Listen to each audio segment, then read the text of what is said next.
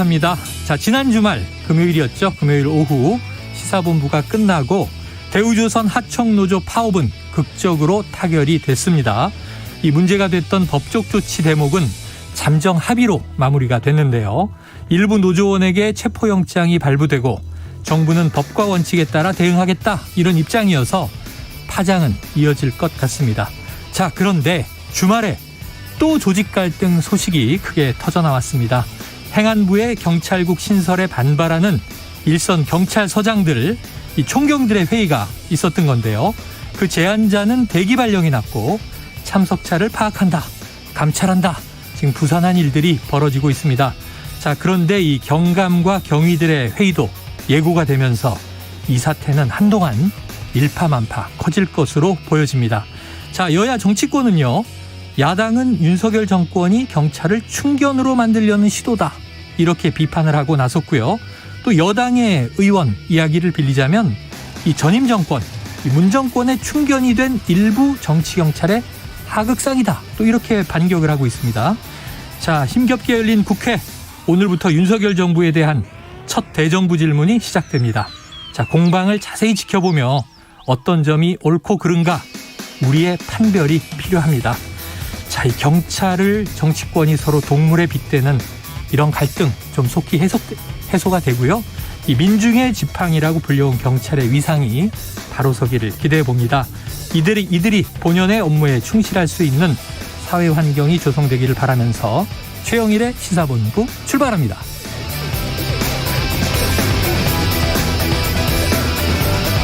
네, 1부에는요, 오늘의 핵심 뉴스를 한입에 정리해드리는 한입뉴스 기다리고 있고요. 2부 10분 인터뷰, 자, 지난주에 이어서 서울시의회 TBS 폐지 조례안에 대한 오늘은 TBS 측의 입장을 직접 들어보려고 합니다. 자, 이어서 주간 이슈 먼데이 그리고 국제본부도 준비가 돼 있습니다. 자, 한 입에 쏙 들어가는 뉴스와 찰떡궁합, 디저트송 신청 기다리고 있으니까요.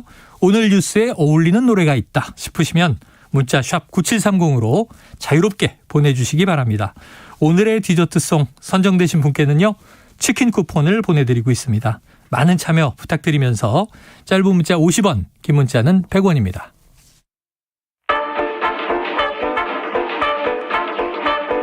최영일의 시사본부 한입뉴스.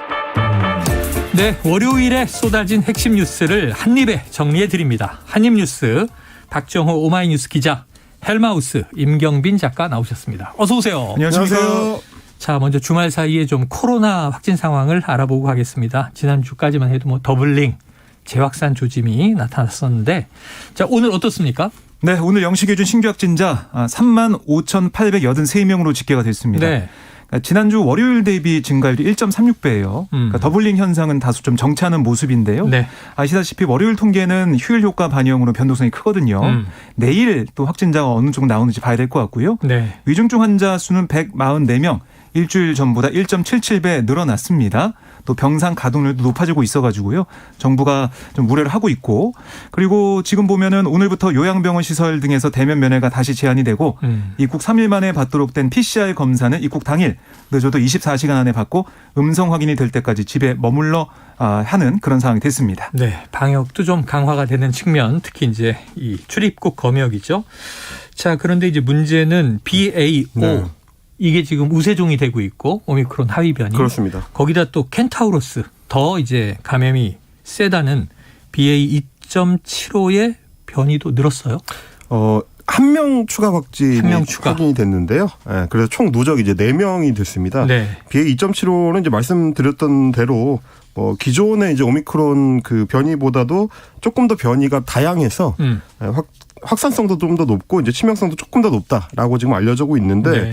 중대본에서 지금 확인을 해보니까 이제 새로 추가된 그 확진자 같은 경우는 이제 충청북도에 거주하고 있는 20대 확진자고요. 3차 접종까지 완료를 해서 지금은 이제 자택치료 일주일이 끝나서 격리 해제된 상태라고 합니다. 네네.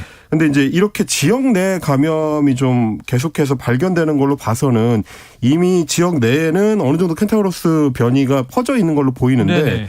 아직까지는 뭐 이게 확산 경로나 이런 게 이제 확실하게 확인되지가 않고 있어서 그 부분에 대해서는 조금 더 주의가 필요할 것 같습니다. 네, 지금까지 BA 2.75는 4명이 확진이 됐는데, 지금 두 번째 확진자가 인도에서 들어온 입국자인 걸 제외하면 나머지는 지금 이제 국내에서 나오고 있는 거예요. 그럼 이미 퍼졌다고 볼 수 있는 거 아니냐. 좀 예의주시할 대목입니다. 자, 이게 두 번째 이슈가 아까 오프닝에서 말씀드린 지금 가장 좀 크게 번지고 있는 이슈입니다.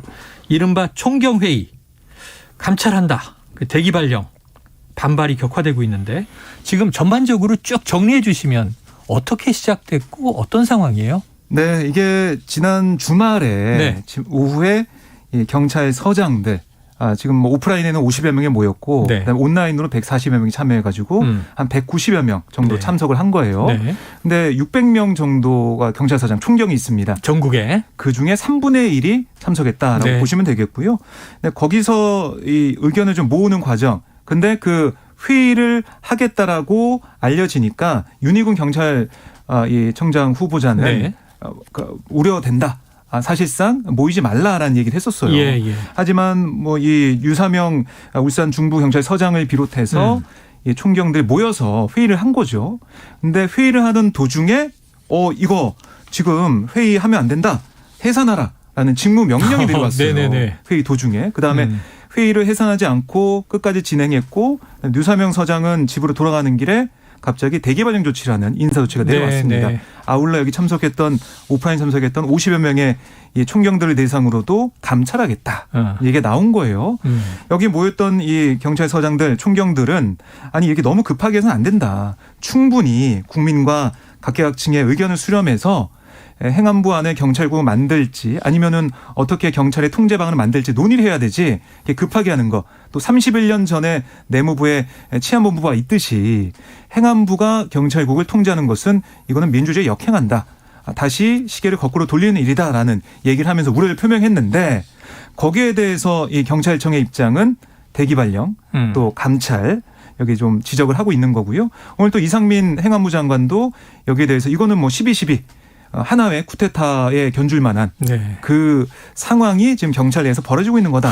강하게 네. 또 반발을 하고 굉장히 있습니다. 강한 발언이에요. 예를 들면 1980년 우리가 5.18도 기억을 하고 지금 국가기념식을 통해서 추념을 하고 있습니다만 그때 희생자들을 지금 이제 50 신군부가 군부 쿠데타를 일으켰던 12.12에 이제 비유를 했어요.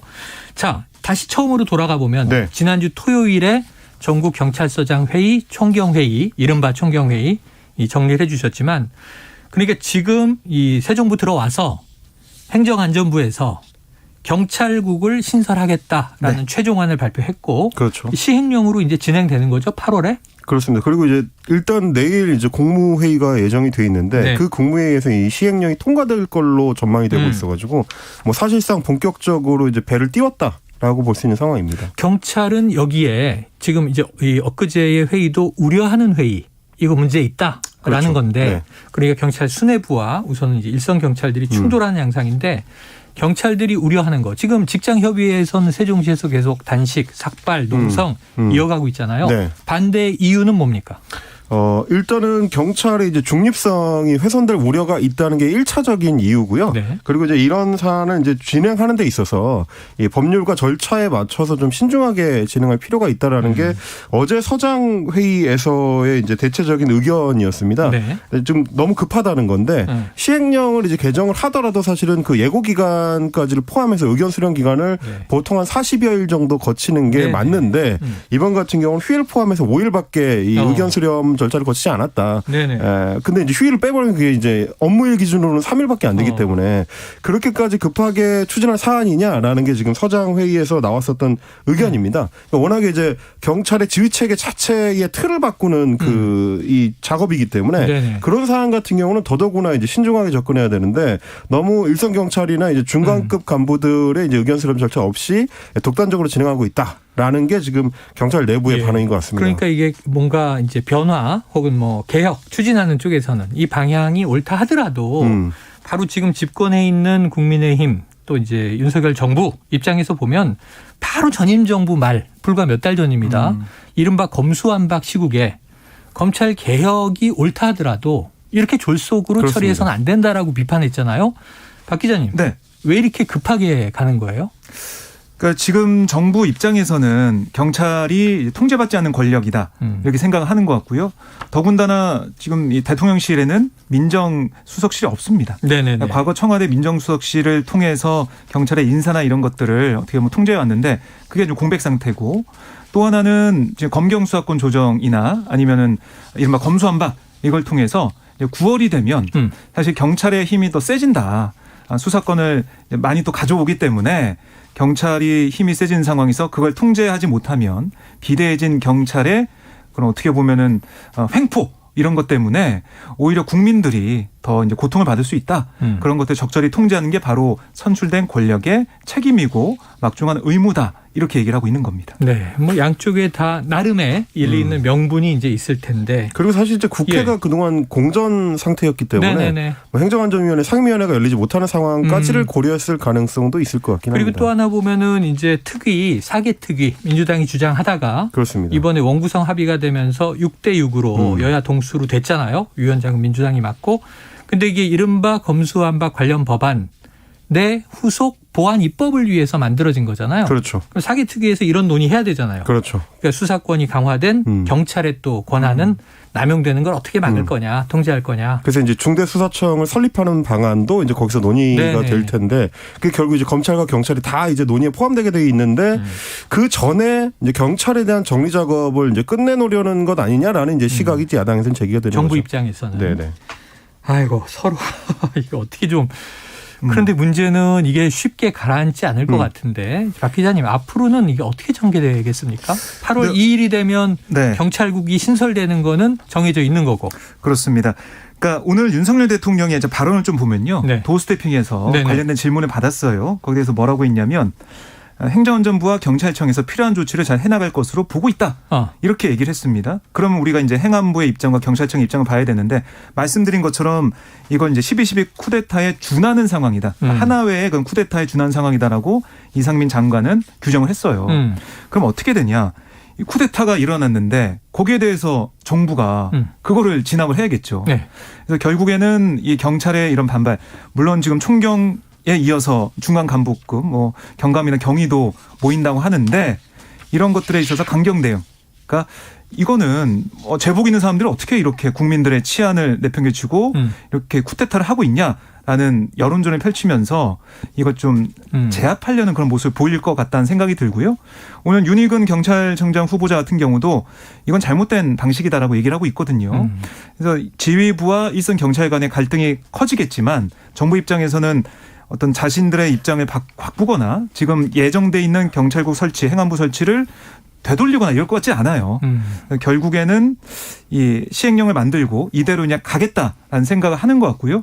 물론 그렇게 된다면 경찰에서 반발은 이어질 거고 거기에 대해서 어떤 감찰도 하고 있으니까요. 처벌이나 징계 이런 걸로 가지 않을까 생각이 들고요. 물론 그 가운데서 민주당이나 야당의 반발은 있겠죠. 오늘도 우상호 비대위원장의 얘기를 들어보면 이 쿠데타 발언에 대해서 아니 어떻게 이런 비교를 하냐. 말을 심하게 한다.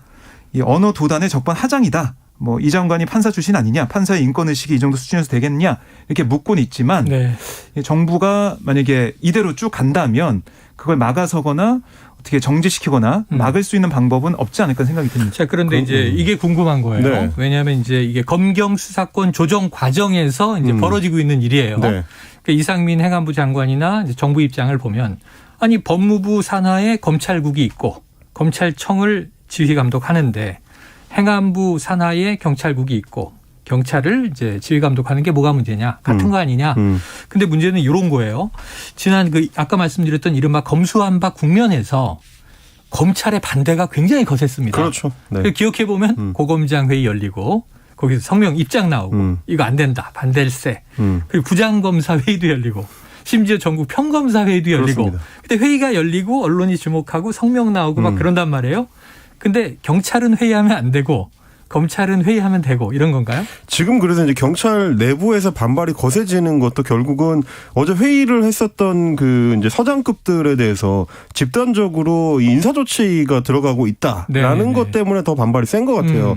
왜 검찰은 되고 경찰은 안 되냐. 그러다 보니까 이제 뭐 정치권에서 나오는 얘기는 뭐 내로남불에 빗대가지고 검로 뭐 경불이냐. 그거 뭐예요? 검찰이 하면 로맨스고 경찰이 하면 경불? 불륜이냐. 이제 이런 얘기까지 나오는 건데. 근데 아까 박 기자님 얘기해서 약간의 차이가 있네. 네. 검찰은 유니폼을 안 입네요.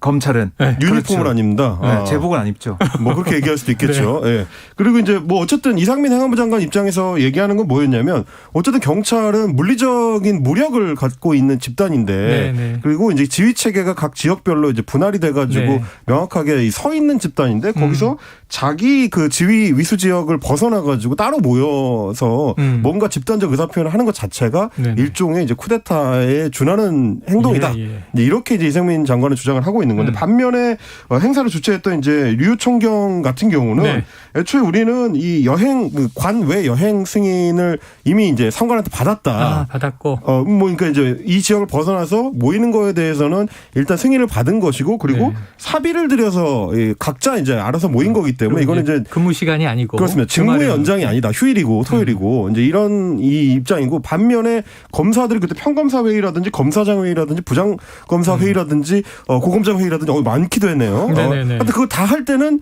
전부 업무 시간 중에 했거든요. 네, 평일에 모였죠. 그렇습니다. 이제 그런 거와 비교했을 때도 이거 너무 불공평한 처우가 아니냐, 우리를 너무 무시하는 거 아니냐라는 게 지금 이제 경찰 내부에서 나오는 얘기인 것 같고요. 그러다 보니까 뭐 총경만 하는 게 아니라 이제 뭐 검찰이 했던 것처럼 비슷하게 네. 경감과 경위들 이 이제 그러니까 이건 이제 경찰로 치면 이제 팀장급들입니다. 네네. 팀장급 회의가 이제 30일 오후 2시에 이번에 모였던 그 경찰 인재개발원에서 마찬가지로 아산에 그렇습니다. 이제 또 모이기로 했고요. 거기에 이어서 이제 뭐 일선의 파출소장이나 지구대 소장들도 같이 모이는 움직임까지 지금 일어나고 있다고 하니까 네네. 사실상 일선 경찰들도 이제 조직적인 어떤 저항을 하려고 하는 그런 움직임까지 지금 보이고 있습니다. 아까 말씀드린 대로 뭐 정부 부처의 입장 또 시행령을 이렇게 추진해서 경찰을 지휘 감독해야 한다라는 여러 가지 뭐 또 반론의 야당 각각의 일리가 있는 입장들 논리들 있겠습니다만 문제는 이거 소통으로 좀 풀 수 있는 건데 쿠데타 발언 이래서 그렇죠. 그럼 경찰 조직이 더 들고 일어날 것이 명약관화해 보이는데 그 사실 이렇게 강대강으로 가야 할까 이번에 걱정도 이제 돼요. 류사명 서장에 대해서 대기 발령을 한 조치, 네네. 그것도 이제 그 저녁 때 곧바로 이제 조치를 했었던 거에 대해서는 조금 이제 비판적인 시각을 거두기가 좀 어려운 게 그렇게까지 해야 되는가라는 부분을 다른 경찰들한테 설득할 수 있을까? 그 부분이 문제인 것 같아요. 이게 자칫하면 오히려 이제 상징성을 부여해서 구심점으로 만들어줄 수도 있거든요. 근데 그런 정무적 판단이 지금 뭐 행안부라든지 정부 내부에서 되고 있느냐? 오늘 유사명 그 서장 같은 경우는 라디오 인터뷰를 하는 자리에서 네네. 경찰청장 후보자보다 훨씬 윗선이 개입했다는 어떤 정황에 대한 정보를 갖고 있다라는 얘기를 네네. 했거든요. 그렇다는 얘기는 결국 행안부 장관 내지는 대통령실의 뭐 비서실장급이라든지 혹은 대통령 본인일 수도 있는 이런 얘기들까지 나오고 있어서 박 전 원장도 이제 라디오 인터뷰에서 결국 대통령이 지시한 거다 이제 이런 식으로 얘기를 하긴 했는데 이게 자칫하면 논란 자체가 훨씬 더 커질 수 있는 우려가 있는 겁니다. 커지고 있다라는 생각이 듭니다. 지금 김창룡 전 경찰청장이 물러나면서 네네. 어떻게 보면 윤익은 경찰청장 후보자가 조직의자 추슬이고 또 현 정부의 국정철학과 맞는 그런 역할을 해주길 바라고 있었을 텐데 경찰청장이 문제가 아니었던 상황이 돼버렸어요. 지금은. 오히려 현 정부가 유사명 전 서장 지금 대기 발령된 서장을 키워준 셈이 됐거든요. 이렇게 되면 임 작가가 얘기했듯이 경찰 조직이 더 이제 뭉칠 수가 있고 여기에 대한 비판의 목소리를 낼 수 있는 그런 상황이 만들어졌다. 아이러니하게도 그렇게 좀 볼 수가 있겠습니다. 이게 항상 말이죠. 우리가 정치적인 논리는 때리면 커진다. 이 지난 정부부터 계속 윤석열 대통령의 이제 출연의 과정도 그러했고 때리면 커진다 이걸 얘기하는데 대통령이 최근에 왜 스타 장관들이 좀 이제 국민들에게 국정 홍보해라 이런 얘기 했잖아요. 이게 엉뚱하게 스타 서장이 서장이 스타 서장이 되는 묘한 상황이에요. 자, 정치권의 지금 대리전도 만만치가 않습니다. 권성동 국민의힘 원내대표 이거 선택적 분노이자 정치 규합이다. 김기현 의원이 센 얘기 또 했죠. 네, 그렇습니다. 그러니까 이게 사실은 이 문재인 정권의 충견이었던 경찰들이 들고 나왔다 이렇게 또 지적을 했고 사실 울산 이 경찰이 울산시장에 대해 기획수사한 거 아니냐 뭐 이렇게 얘기하면서 과거 얘기도 하고 울산 경찰청장인 황운하 전 청장이 지금 의원이 돼 있죠. 그렇죠. 어떻게 보면 이렇게 좀 맞서고 있는 상황인데요. 그런 얘기까지 꺼내고 있습니다. 김기현 의원도 그렇고 권성동 원내대표도 그렇고 그 얘기를 하면서 네. 아니 이 경찰 통제 장악이라고 당시에는 비판하지 않았던 그 경찰이 새삼 정치적 중립을 찾는다고 수긍할 국민이 몇이나 되겠냐. 국민적 여론을 얻지 못할 거다라고 지적을 하고 있습니다. 아유, 서로 뭐 전임 정권, 현 정권의 충견이다 이런 얘기보다 아까 말씀드렸지만 경찰, 그럼 우리는 민중의 지팡이, 우리 국민들의 사회 치안과 질서, 안전을 보장하는 그런 조직이기를 기원합니다. 자, 지금 12시 40분이 넘었습니다. 이 월요일 점심시간 교통 상황을 좀 알아보고 가겠습니다. 교통정보센터의 오수미 리포터 나와주세요. 네, 시각 교통정보입니다. 이번 주부터 여름 휴가를 떠나는 차량들이 늘어날 것으로 예상하고 있는 만큼 현재도 각 도로들마다 교통량이 적지 않은 모습입니다. 먼저 서울 양양고속도로 양양 쪽 강일부터 남양주 요금소까지 9km나 정체가 되고 있고요. 영동고속도로 강릉 방향으로도 서창부터 월곶, 둔대 분기점을 지나 부곡까지 밀리고 있습니다. 계속해서 마성터널에서 양지터널까지도 9km 정도 속도를 못 내고 있습니다. 제2영동고속도로 원주 방향 초월에서 초월터널 앞두고서 속도를 못 내고요. 중부 내륙고속도로 창원 쪽 여주에서 감곡까지 6km 구간 막힙니다. 중부 고속도로 하남 방향으로는 오창 일대에서 주춤하고 증평에서 진천터널 쪽으로도 느리게 이동을 합니다. 반대 남이 방향으로는 동서울 요금소에서 산곡 분기점, 호법을 지나 모가까지 천천히 지나가고 있습니다. 지금까지 KBS 교통정보센터였습니다.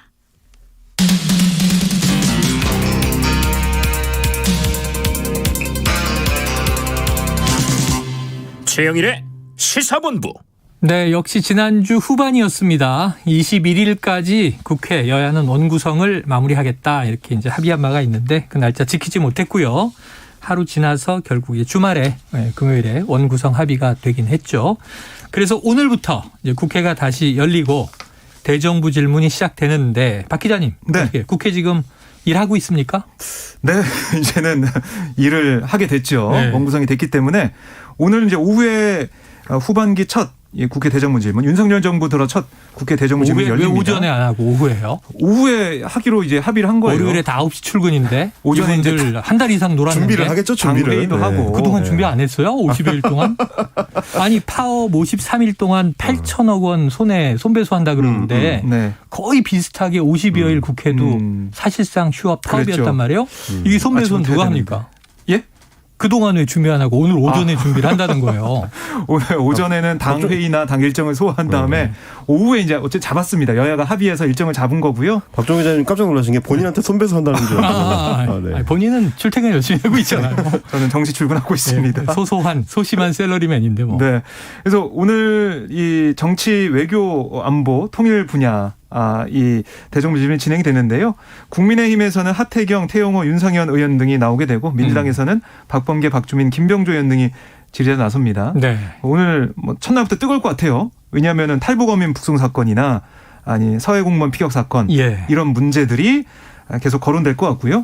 또 주말 동안 이슈됐던 제가 방금 말씀드렸던 경찰국 설치와 관련된 경찰 내부 반발 이 얘기가 많이 나올 것 같습니다. 네, 네. 내일은 경제 분야고 어쨌든 지금 3고라고 하죠. 경제가 너무 어렵기 때문에 거기에 대한 얘기가 있을 것 같고요. 마지막 날 셋째 날은 교육사회 문화 분야 대정부 질문인데 지금 보건복지부 장관 공석 사태가 이어지고 있어요. 네. 네, 코로나19 방역에 대한 여러 가지 지적이 나오고 있기 때문에 거기에 대한 얘기 또 청와대를 베르사유 궁전을 만든다 뭐 이런 여러 가지 얘기도 있었는데 네네. 거기에 대한 지적도 나오지 않을까 예상이 됩니다. 네, 그래요. 베르사유 궁전처럼 멋진 네. 곳으로 만들겠다. 베르사유 궁전으로 만들면 안 되죠. 여기는 대한민국인데. 네. 자, 그래요. 지금 여러 가지 주목할 대목들이 있습니다. 이번 정부 들어와서 제기된 서해 공무원 피격 사건의 진실, 탈북자 강제 북송 문제, 이른바 그리고 이제 경찰국 지금 신설 문제, 거기에 뭐 확전하면 검경 수사권 조정 문제가 다 들어갈 텐데 지금 뭐 박범계 의원 이 전직 법무부 장관이니까 네. 현 한동훈 법무부 장관 후임자입니다. 어찌 보면 법치농단을 따지겠다 이렇게 벼르고 있고 자 어디를 주목해야 되나요, 임 작가님? 지금 이제 한동훈 장관이 스타는 스타인가 봐요. 역시 한동훈 장관 관련된 기사들이 많이 나오는데 네. 윤석열 대통령이 이제 지난주에 장관들한테 스타 장관이 나와야 된다라고 이제 얘기를 했었는데 그거에 그 정부 입장에서 가장 맞춤형이 이제 한동훈 장관이 아닐까 싶긴 합니다. 오늘 일단 그 대정부 질문 관련해서 나온 기사 중에서 이제 가장 눈에 띄는 게 박범계 장관이 박범계 전 장관, 지금 이제 민주당 의원이죠. 전직 법무부 장관이 현직인 한동훈 법무부 장관한테 이 법치농단을 따지겠다라고 오늘 아침 이제 CBS 라디오에서 강력하게 얘기를 했는데 그만큼 결국에 이제 검수완박 법안이 추진되는 과정에서 한동훈 장관이 했었던 역할들, 그 반대 의견은 굉장히 좀 강력하게 피력을 하고 그리고 장관에 임명된 이후에는 관련된 그 조치들 이전 장관 시절, 그러니까 박범계 장관이 재임하고 있던 시절에 했었던 여러 조치들이 이제 뒤집는 조치들을 많이 했다 보니까 그렇죠. 그거에 대해서 이유를 따져 묻겠다라고 좀 굉장히 좀 강한 어떤 그 전의를 불태우고 있는 상황이고요. 또 하나 오늘 오전에 이제 화제가 됐던 건 내일 이제 법무부 장관이 윤석열 대통령한테 이제 업무 보고를 하는데 그걸 두고 저는 이제 다른 장관들 할 때는 그런 식의 얘기가 없었는데 독대라고 이제 표현을 하더라고요. 언론 매체들에서. 다 독대하지 않나요, 보통? 심지어 독대도 아닙니다. 거기에 이제 차관도 이제 같이 들어가고 하기 때문에 독대도 아닌데도 불구하고 언론에 쓸 때는 사실상의 독대다라고 이야기를 할 정도로 그만큼 지금 한동훈 장관이 굉장히 좀 주목을 받고 있는 국면이라서 대정부 질문에서도 가장 좀 화제가 될 만한 장면은 역시 전현직 장관의 충돌, 박범계 장관과 한동훈 장관의 충돌 장면이 아닐까 싶습니다. 하지만 청취자 여러분, 이게 박 기자와 임 작가의 이 주목 포인트에 너무 휘둘리시면 안 됩니다. 이 앵커가 주장하는 건 내일 아까 경제 분야라 그랬으니까 경제 분야, 이번 정부의 경제 대책도 우리가 꼼꼼하게 들여다봐야지. 그렇죠.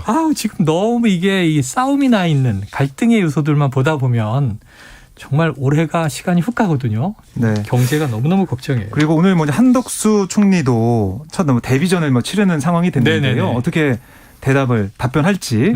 아까 하태경 의원이 라디오에서 한 얘기 들어보니까 이낙연 전 총리도 대정부 질문에 스타가 됐다. 그렇죠. 그래서 맞아요. 한덕수 총리가 어떻게 답변하는지 잘 지켜봐달라 이런 얘기를 했었는데. 답변을 잘하면 이제 대선 후보 되는 건가요? 답변 잘하면 스타가 되겠죠. 국민의 주목을 받고 국민의 공감대를 얻어야 되겠죠. 자, 과연 이제 어느 쪽이 좀 국민의 공감대를 얻어낼지, 누가 스타가 될지. 대정부 질문은 보통 우리가 야당이 시간하는데 이번 정부 들어와서 보면 또 여당도 만만치 않아요. 전임 정부에 대한 여러 가지 지적을 좀 하고 있기 때문에요.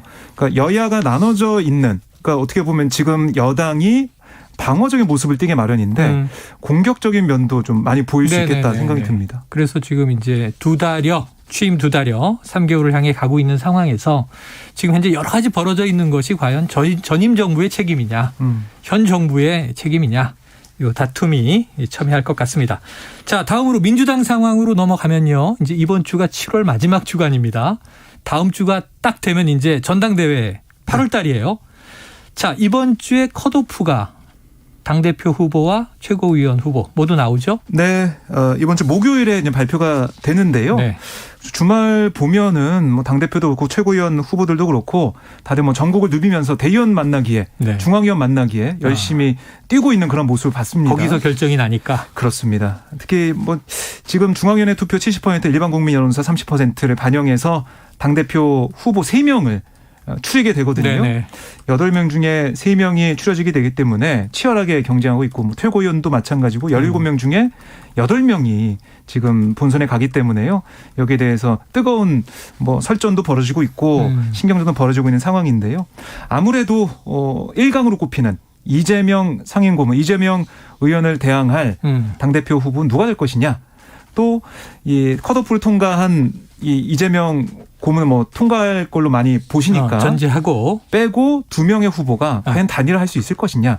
단일화했을 때 어느 정도의 돌풍으로 이재명 의원을 어떻게 보면 위협할 것이냐. 관심이 모아지고 있고 최고위원 후보들 같은 경우는 지금 원내 10명, 원내 7명 이렇게 돼 있는데 17명인데 이 중에 보면은 이게 좀 나눠진 게 있어요. 어떤 계파적으로 친명이냐 반명이냐 아니면 이런 부분들이 있는데 그게 과연 어느 정도 효과를 발휘할 것이냐.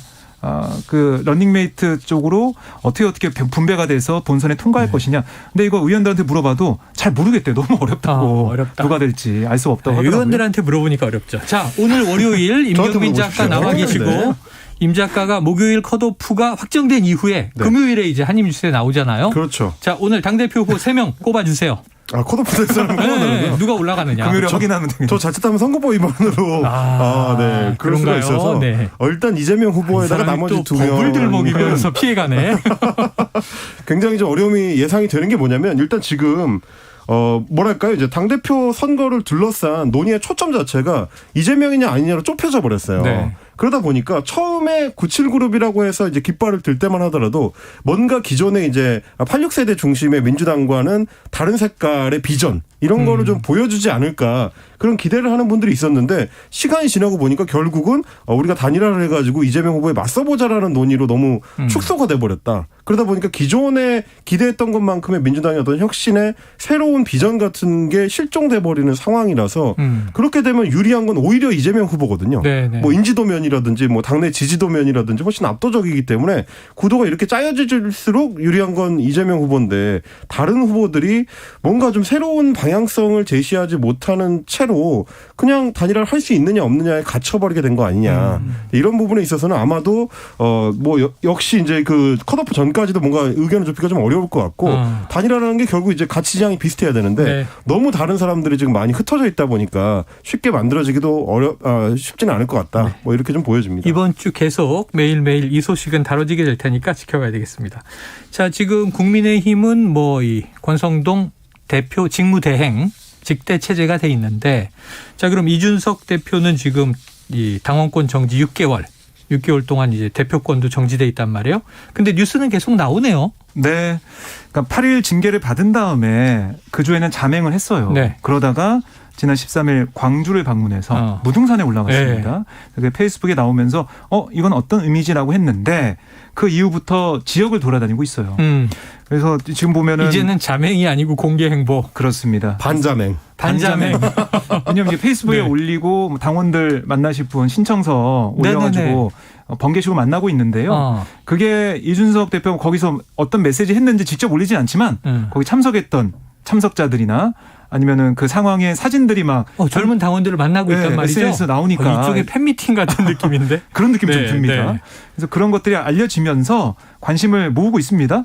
그래서 뭐 춘천도 갔었고 그리고 뭐 이 진주, 창원, 뭐 부산 이런 데 네. 갔었고 어제는 포항에 갔어요. 그래서 이번 주에는 TK 지역을 돌겠다 이렇게 알려주고 있거든요. 장외 여론전, 장외 지지세 당원들 만나면서 이준석 대표가 자신의 좀 존재감을 과시하는 게 아니냐 이런 얘기가 나오고 있습니다. 존재감 가시다. 그러다 보니까 나경원 전 의원은 자, 이준석 내부적 갈등 요소를 부추긴다. 자숙하는 모습 보여야. 이런 뭐 중진 의원들의 질타는 계속 나오고 있는데 결국 경찰 지켜봐야 수사 결과가 나와봐야 최종 결정이 될 겁니다. 거기서 또 경찰이 등장을 해서 알겠습니다. 경찰이 할 일이 참 많습니다. 자, 월요일에 한입뉴스 여기서 정리하죠. 박정호 기자, 임경빈 작가 수고하셨습니다. 고맙습니다. 자, 오늘의 디저트송은요. 청취자 4701님. 한입뉴스에서 다루진 않았지만 피겨 여왕 김연아 선수가 결혼한다고 하네요. 속보로 나왔죠. 김연아 선수, 유나 퀸의 행복을 기원합니다. 자, 누가 데려갈지 정말 궁금했는데 행복하셨으면 좋겠습니다. 배우자가 될 고우림 씨가 소속된 포레스텔라의 You Are My Star 신청하셨습니다. 노래 듣고 입으로 돌아오겠습니다. 긴 한숨이 툭 나를 떠나가고 지친 마음 놓아버리고픈 쓸쓸한 바람 날 지나가는 밤 그 위에 조용히 빛을 내고 있는 한참 숨죽이던 별들 사실 오래도록 그 자리에서 날 지켜준 건 Baby you are my star 수놓아진 길 따라서 계속 걸어갈 수 있으니 꺼지지 않을 Baby you are my star 언제까지나 I pray for 너를 위해서 난 계속 노래할게 널 빛나게 할게 Oh you are my star 꿈을 꾸던 날들을 기억해 보잘것없었던 내 모습 멍하니 하늘만 바라보던 나 그 위에 영원을 머무는 것 같은 꿈에 온 것 같은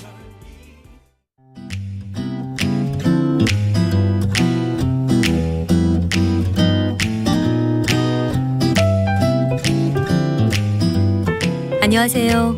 바른말 고운말입니다. 어떤 일을 하든지 마무리를 잘 지어야 모양새가 좋은 법입니다. 일을 열심히 해놓고도 매듭을 잘 짓지 못하면 헛수고가 될 때도 있지요.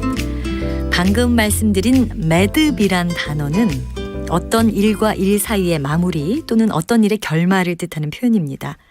그렇다면 매지를 짓다 또는 매지가 나다 같은 표현에서 볼 수 있는 매지, 즉 첫 음절의 모음, 어이, 에를 쓰는 이 표현은 무엇을 뜻하는 말일까요? 매지는 일의 한 가지가 끝나는 단락을 뜻하는 우리 고유어 표현입니다. 혹시 매지라고 했을 때 다른 것을 떠올리는 분들도 있을 것 같습니다. 건축과 관련해서 벽토를 쌓거나 타일을 붙일 때 사이사이에 모르타르 따위를 바르거나 채워 넣는 부분을 매지라 부르는 경우도 있습니다. 그런데 여기서 말하는 매지는 눈목자에 땅지자를 쓰는 일본어 단어를 읽을 때 나는 발음입니다. 이것을 우리말 표현으로 바꾸면 줄눈이 됩니다. 줄눈은 집의 현관 바닥이나 화장실 바닥 같은 곳을 타일로 깔았을 때 타일과 타일 사이에 보이는 되게 하얀색 부분을 생각하시면 될 것 같습니다. 참고로 사춤이란 표현도 있는데요. 이는 돌이나 벽돌을 쌓을 때 그 틈서리에 시멘트나 모르타르를 채워서 다지는 일을 뜻합니다. 바른말 고운말 아나운서 변희영이었습니다.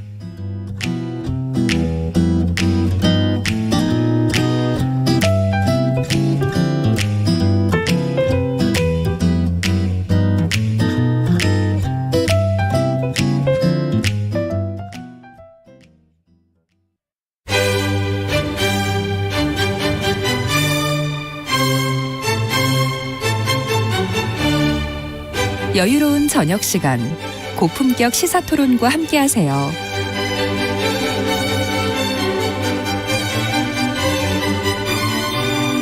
평일 저녁 7시 20분 KBS 열린 토론 정준희 교수와 함께합니다.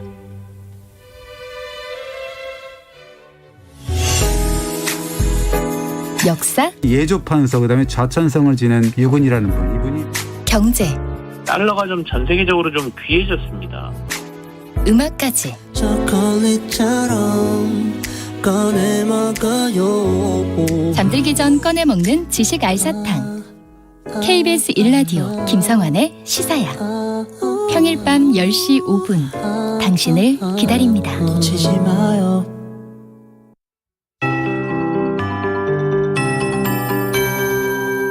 KBS 58분 날씨. 어제로 올여름 장마가 끝났습니다. 이제 본격적인 무더위가 시작되겠고 밤에는 열대야도 다시 나타나겠습니다. 현재 전국 대부분 지방에 폭염주의보가 발효 중이고요. 대구를 비롯한 경북 일부 지역에는 폭염경보가 내려져 있습니다.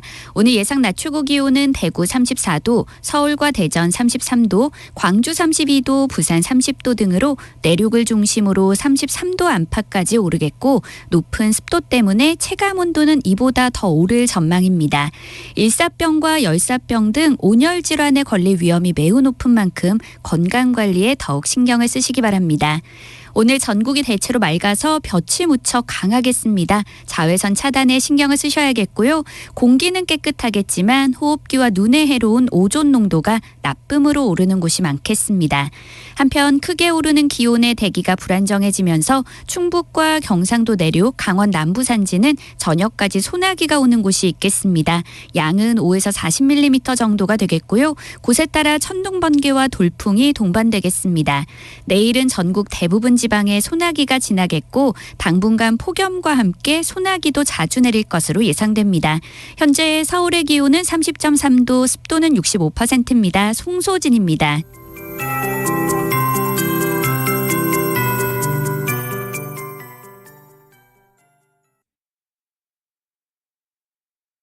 정성을 다하는 국민의 방송 KBS가 한시를 알려드립니다. AM 711kHz, FM 97.3MHz, KBS 1라디오입니다. HLKA.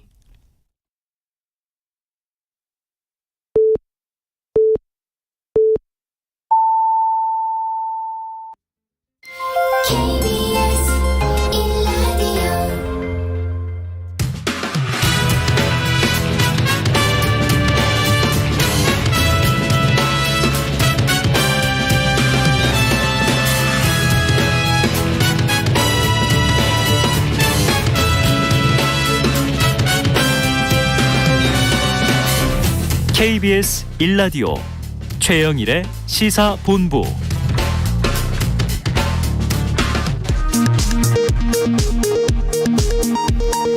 이 시각 라디오 정보센터 뉴스입니다.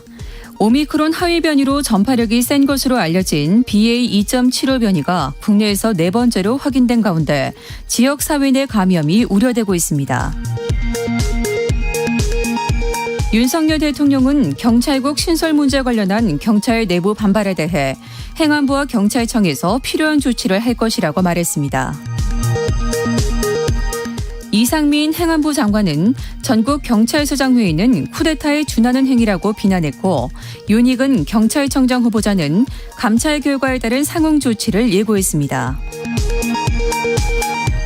일선 경찰들이 현장 팀장 회의, 지구대장, 파출소장 회의 등을 제안하는 등 반발이 확산되는 가운데 경찰 직장협의회는 류 서장 대기 발령에 항의하는 1인 시위에 나섰습니다. 국민의힘은 경찰의 반발에 대해 국민 혈세로 월급을 꼬박꼬박 받는 이들의 배부른 밥투정이라며 비판했고, 더불어민주당은 회의 한 번 했다고 서정을 해임하는 일이 가능하냐면서 윤 대통령이 경찰 장악에 직접 올라탄 것이라고 지적했습니다. 지금까지 라디오 정보센터 뉴스 정한나였습니다.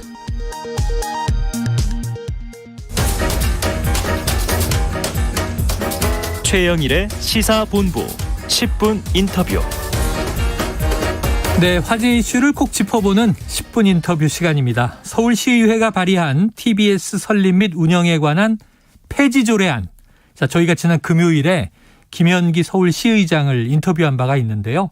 자, 오늘은 이 조례안의 당사자라고 할 수 있습니다. 바로 TBS 대표이사를 맡고 계신 이강택 대표를 모시고 직접 현 상황에 대한 입장을 들어보겠습니다. 대표님 어서 오세요. 예, 안녕하십니까. 네. 예, 지난주에 그 서울시 의장님이 워낙 세게 또 얘기를 하고 하셨어요. 예. 그래서 이제 반론도 들어봐야 할 필요가 있겠습니다. 자, 서울특별시 미디어 재단 TBS. 자, 경랑에 휩싸여 있다. 언론 보도들이 많아지고 있습니다. 대표이사로서 최근 상황 어떻게 보고 계세요? 한마디로 말씀드리면 황망하다. 황망. 네, 황망하다. 네. 그러니까 첫째는 황당하다. 네. 두 번째는 좀 솔직히 말씀드리면 화가 난다. 화가 난다. 내지는 분개한다. 네, 분개한다. 두 가지가 같이 결합되어 있어요. 네. 황당한 이유는 뭐냐면 네. 저희의 지금 실제 근거에서가 아니라 과거의 이미지, 과거의 브랜드의 근거에서 그냥 너희는 교통방송이야. 너희는 낡았어. 그러니까 없어요. 이렇게 얘기하는 거거든요.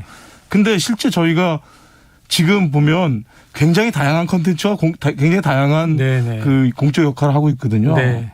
그러니까 우리의 현실에 근거하지 않아요. 그리고 저희 이름 자체가 미디어 재단 TBS예요. 네네네. 왜 그렇게 바꿨겠어요? 옛날에는 스몰 작은 TBS였는데 네네. 지금은 큰 라지 TBS로 바뀌었잖아요. 네. 그런 거고, 두 번째 이제 좀 화가 난다라고 말씀을 드리는 건 뭐냐면, 이걸 무슨 적폐청산하듯이 1호하는 뭐고 2호 이렇게 하는 것도 사전에 그러니까 자기들끼리만 딱 이렇게 모여서 그냥 의견대로 해서 확 행동하는 거예요. 사실 실제가 어떤지 제가 보기에는 우리 TBS에 대한 이해도도 낮고 이 미디어에 대한 이해도도 지금 현재 현황에 대한 이해도도 낮고 그런 상태에서 더불어서 좀 이야기를 하면서 숙고해서 하나하나 이런 걸 해야 될 텐데 미디어라는 게 굉장히 언론 문제는 또 이 복잡하고 미묘한 요소가 있지 않습니까? 근데 그렇지 않다. 네, 자 미디어 특히 우리가 시사, 언론 쪽 팩트를 중시하는데 지금 그러니까 이 대표님 굉장히 말씀은 팩트에 근거하지 않는 것 같다. 폭력적이고 정쟁적이다. 정쟁적이다. 네, 자 그렇습니다. 황당하고 분개한다. 이렇게 이제 입장, 느낌을 말씀해 주셨습니다. 말씀하신 대로요.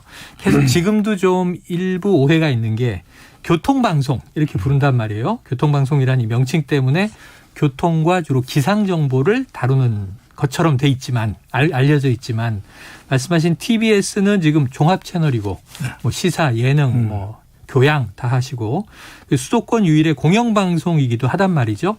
자, 그동안 TBS가 수행해왔던 역할 좀 어떻게 규정해 주시겠습니까? 예, 뭐 잘 말씀해 주셨는데 저희가 채널이 3개가 있어요. 채널별로 말씀을 드릴게요.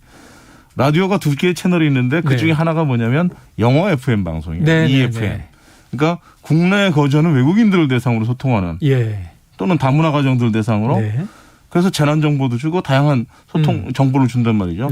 이 기능을 저희밖에는 할 데가 없어요. 수도권에서. 그리고 저희가 이 만든 컨텐츠를 광주, 부산에서 다 이렇게 무상으로 해갖고 릴레이 중계를 합니다. 아, 그래요? 예. 이런 공적인 역할을 도대체 어떻게 할 겁니까?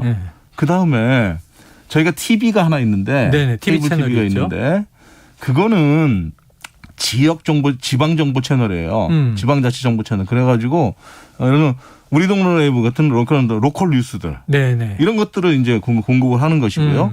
그 시사 프로그램으로.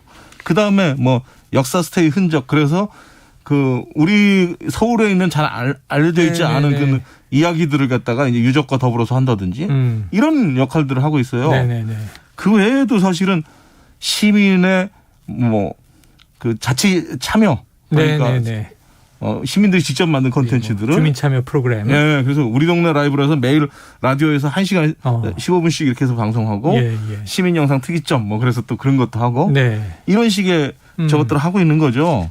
그래서 정말로 이 뉴스 공장은 이 3개의 채널 중에서 한 개의 채널인 95.1에 딱 2시간 출근길 2시간 프로죠. 그러니까 극히 일부에 불과해요. 근데 마치 이게 뉴스공장 이코르 TBS 이코르 교통방송 이런 식으로 다 이렇게 묶은 실제와 부합되지 않는 저는 어떤 의미에서는 마치 무슨 이게 딱지를 딱 붙여가지고 뭐 그 사람 위에 또 그 색깔이 그렇게 변하나요? 낙인 효과 같은. 예. 주술적인 어떤 행위를 보는 것 같은 느낌이 있어요. 특정 프로그램 하나의 색깔을 전체 채널로 좀 와전한 거 아니냐.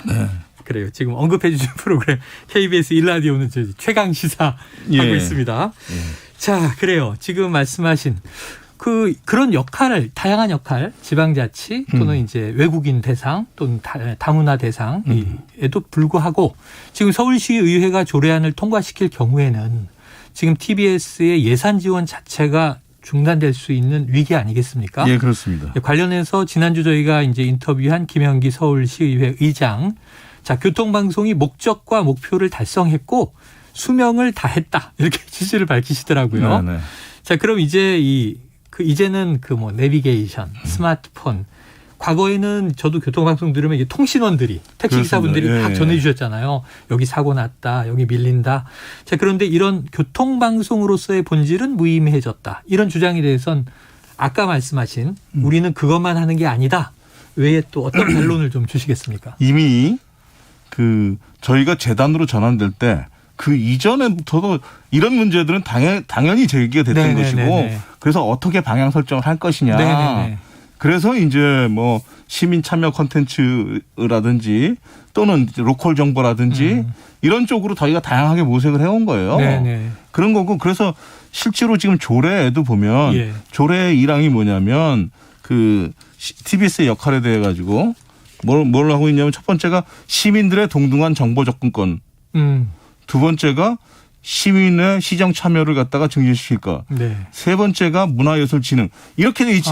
어디에 또 교통이라고 돼 있잖아요. 교통은 저희가 사업 예시한 것 중에 그냥 한 부분에 속하는 거고요. 다만 뭐 무시할 수는 없는 부분이 있는 거죠. 우리가 그래서 지금은 교통은 가지고 라디오에서 뭐 별도로 한 2시간짜리 프로그램도 하고 또 유튜브로도 뭐 이제 만들고 별도 채널이 있고 해요.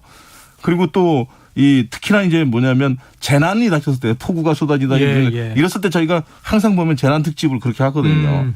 그런 기능은 앞으로도 또 필요한 거니까 그만큼 해야 되는 거고 그런 거죠. 그래요. KBS 재난이 닥치면 저희가 재난방송 주간 방송하기 때문에 말씀하신 그런 긴장들을 하게 되고. 네, 그렇습니다. 또 뭐 이제 탈 것들에 대한 뭐 정보들도 보내주시는 프로도 있고. 모빌리티 프로그램 이런 것들. 그러니까 그걸 좀 이제 확장해서 다양하게 해서 지금 이 서울시의회가 제기하는 문제는 이미 수년 전에 다 고민했고 그렇습니다. 정체성을 확장해 왔다. 예. 자, 김현기 의장 이렇게 얘기를 하셨어요. 이번 조례안은 TBS를 폐지하려는 것이 아닌 방송 독립을 촉진하는 지능 조례다. 이게 폐지라고 돼 있지만 지능이다. 교통방송이 자체적으로 진로를 판단해야 할 것이다. 자, 이 모든 조치는 이제 6.1 지방선거를 통해 드러난 시민의 뜻이며 세금을 더 필요한 부분에 쓰기 위함이다. 이런 근거도 들었어요. 예. 어떻게 좀 일부는 동의가 되십니까? 아니요, 전혀 동의가 되지 않습니다. 전혀 동의되지 않으십니까? 왜냐하면 네. 말씀드렸듯이 저희가 하는 지금 시로부터 출연금을 이제 매번 네네, 하고 있는 그렇죠. 출연의 근거가 아까 말씀드린 조례에 다 목적이 이렇게 써 있고 예. 그것에 부합하는 콘텐츠들을 하라고 저희가 출연을 받는 거예요. 그런 것이지 저희가 뉴스공장을 위해서 그걸 한다 전혀 아니고요. 뉴스공장은 오히려 사실은 아시다시피 훨씬 더 많은 수익을 내고 있어요. 네네네. 수익을 내고 있다. 프로그램 자체가. 그래서 오히려 어떻게 보면 교차 보조를 하고 있는 것이다. 그러니까 다른 시에서 충분히 돈을 이렇게 출연하지 않는 부분에 대해서 그걸 뉴스공장이 번 수익으로도 많은 부분을 하고 있는 것이죠. 그렇게 봐야 되는 거죠. 알겠습니다. 자, TBS에서 이제 이 시사가 강화된 이후에 보수 진영은 물론 뭐 일부 진보 진영도 이제 지속적으로 제기해 왔던 것이 이제 공정성 이슈다. 이렇게 언급할 수 있겠는데요. 서울 시민들의 다양한 정치 성향을 반영하지 못하고 있는 것 아니냐. 좀 특정 시각에 갇혀 있는 것 아니냐. 이런 지적에 대해서는 혹시 어떻게 생각하세요? 원래 공정성이라는 게 참으로 복잡하기도 하고 어려운 주제잖아요. 특히 시비는 잘 걸 수 있는데 구현하기는 정말 어렵고 뭐 이런 거잖아요. 그러다 보니까 이제 흔히들 착각을 하는 게 뭐냐면 몇 가지 입장을 갖다가 특히 여야의 입장을 절충하거나 또 기계적으로 딱 반영하면 그게 공정한 거다 이렇게 착각을 하는데 사실은 BBC 같은 데서는 적절한 불편부당성이라고 얘기를 해요. 왜 적절한 거냐? 사실과 진실이 먼저 앞서는 거거든요. 그래야지 이걸 기계적으로 섞어도 되는 문제가 아니다. 이런 문제인데 그래서 실제로 TBS의 지금 공정성 문제에 대해서도 우리 사회에 실제로 따져보면 다양한 시각이 있을 수가 있는 거예요. 그러니까 시의회 의장께서 이제 뭐 시민들 선거 과정에서 확인했다 그러는데 사실은 실제로 그분들이 얻은 표는 30표로 누가 지적했듯이 그리고 실제로 과연 여론조사하면 그렇게 차이가 날까요? 저는 그렇게 보이지도 않거든요. 이거는 그야말로 그렇기 때문에 좀 더 수기를 해봐야 되는 문제예요. 수기를 해야 되는 그런 문제이기도 하고 그리고 사실 영국에서도 BBC 보도에 대해서도 이제 여러 가지 시비들이 있지 않습니까? 편향적이다. 그럴 수 있다. 그럼요. 특히 진보 편향이라고. 그러니까 이 다른 나라 같은 경우에 이탈리아 같은 경우에 라이라는 이제 공영방송사가 있는데 채널이 3개 있어요. 이건 그래서 공산당, 기사당, 기민당 정당별로 나눠줘요. 그리고 네덜란드 같은 데 뭐 이런 데서는 아예 종교단체나 뭐 이런 데 다 시간을 그냥 이렇게 임대를 해줘요. 이게 그리고 실제로 뭐 미국에서는 공정성 문제 이거는 더 이상 정치적 대상은 시비의 대상이 아니다 이렇게 정리하고 있고 뭐 이런 거죠. 미국의 경우에는 또 생태계에 맡겨서 그럼요. 극히 뭐 우파적인 방송도 있고 좌파적인 방송도 있고 생태계 자체가 균형을 잡는 것 같습니다. 자, 우리나라는 어쨌든 말씀하신 대로 좀 기계적 균형이 중립이고 공정 아니냐. 근데 그것이 정답이 아닐 수 있다. 이런 입장을 얘기해 주셨어요. 자, 대표를 맡으신 게 이제 2018년. 그리고 이제 TBS 저널리즘 관련해서는 내부적으로 좀 충분히 노력이 진행돼 왔다. 어떻게 자평하신다면 어떨까요? 저는 뭐 일부 다른 분들이 보시기에 미흡한 점이 있겠으나 있을 수 있겠으나 제 할 도리는 다 했다. 뭐 예를 들면 계속 언론인으로 이제 또 생활해 오셨으니까. 왜냐하면 이 언론사라는 특수성이 있습니다. 뭐냐면 경영과 편집 또는 편성은 분리되는 겁니다. 그렇죠? 소유와 경영이 분리되는 것이. 대표님은 어차피 편집 편성에 관여 안 하시겠네요. 못합니다. 저는 못합니다. PD들이 하고. 그러니까 예를 들어서 사전에 제가 저 진행자 빼. 아니면 저 패널 출연자 출연시키지 마. 이 아이템 다루지 마. 이렇게 못합니다. 그죠? 반면에 제가 할 수 있는 건 뭐냐 사후적으로 간접적으로 그러니까 예를 들면 인사권이나 예산권을 통해서 이제 할 수 있는 부분이 있거든요. 그리고 교육을 통해서 할 수 있어요. 그래서 제가 와서 과거에 제가 오기 전에 TBS에서는 이 프로그램별 심의 체제라든지 이런 게 아예 갖춰져 있지 않았었어요. 예. 제가 그리고 PD들도 그 교육도 제대로 못 받았고 그래서 그런 부분에 대해서 제가 심의 체제를 갖췄어요. 매일 하는 제대로 된. 그리고 제작 가이드라인이라고 해가지고 단순히 심의 규정이 아니라 그것도 훨씬 자세한 네네. 이런 것들을 만들어서 갖고 있고요. 그러면서 사실은 이제 하나하나 이렇게 지금 쌓아서 올라가고 있는 단계인 거고요. 그 외에도 사실은 제가 뭐 제작진에 대해서 그렇다고 해서 그러면 약간의 이제 에러들이 있을 수 있는 거 아닙니까? 네네. 그런 부분에서 제가 징계권을 행사를 안 했겠습니까? 뭐 인사위원회 해부하기도 하고 다양한 정책을 폈죠, 사실. 네. 하지만 경영적인 역할이고 편집 편성은 한계가 있다라는 말씀을. 한계가 있다. 독립돼 있다. 자, 인터뷰 초반에 말씀하셨는데요. TBS가 지역 공영방송으로서 해온 역할이 적지 않다. 네. 자, 그런데 이제 특정 시사 프로에 대한 정치적 평가들이 이어지면서 지금 낙인 효과가 된 거 아니냐. 자, 그렇다면 이 시민 참여형 수도권 공영방송이라는 이 지향점 말씀하신 걸 더 명확히 하고 좀 정치적으로도 이제 독립할 수 있도록 TBS의 저널리즘이 전면 검토돼야 한다. 자, 그러다 보니까 그 귀결이 이렇게 가요.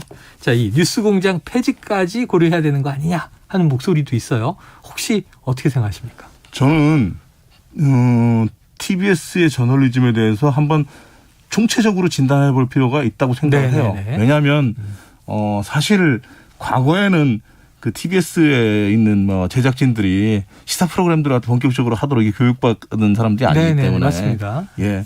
그래서 그런 부분도 또 오랫동안 이거 또 일정하게 하다 보면 관성도 생기는 거고 환경에 영향도 있고 해서 점검해 볼 필요는 있다라고 생각하는데 이게 무슨 정치인들 주도로 해가지고 뭐 이런 건 아니다라고 생각하는 거죠. 그리고 그래서 뭐냐면 전문가들과 내부 구성원들과 뭐 그 시민들과 이렇게 해서 다양하게 좀 모여서 한번 평가를 해보고 혹시 문제가 있다면 그 문제가 어디서 연연한 것이고 어떻게 바꿔나갈 수 있는지를 수기할 수 있다. 그렇게 생각하고 있고요. 그다음에 이제 그 다만 뉴스공장이라는 특정 프로그램 폐지해야지만 꼭 그 지역성 있는 뭔가를 할 수 있느냐 그렇지 않다. 예를 들면 지금 우리 동네 라이브라고 얼마 전에 시작한 우리 프로그램이 있는데 이런 거 같은 경우는 하고 있잖아요. 그냥 지금 병립하고 있는 거죠.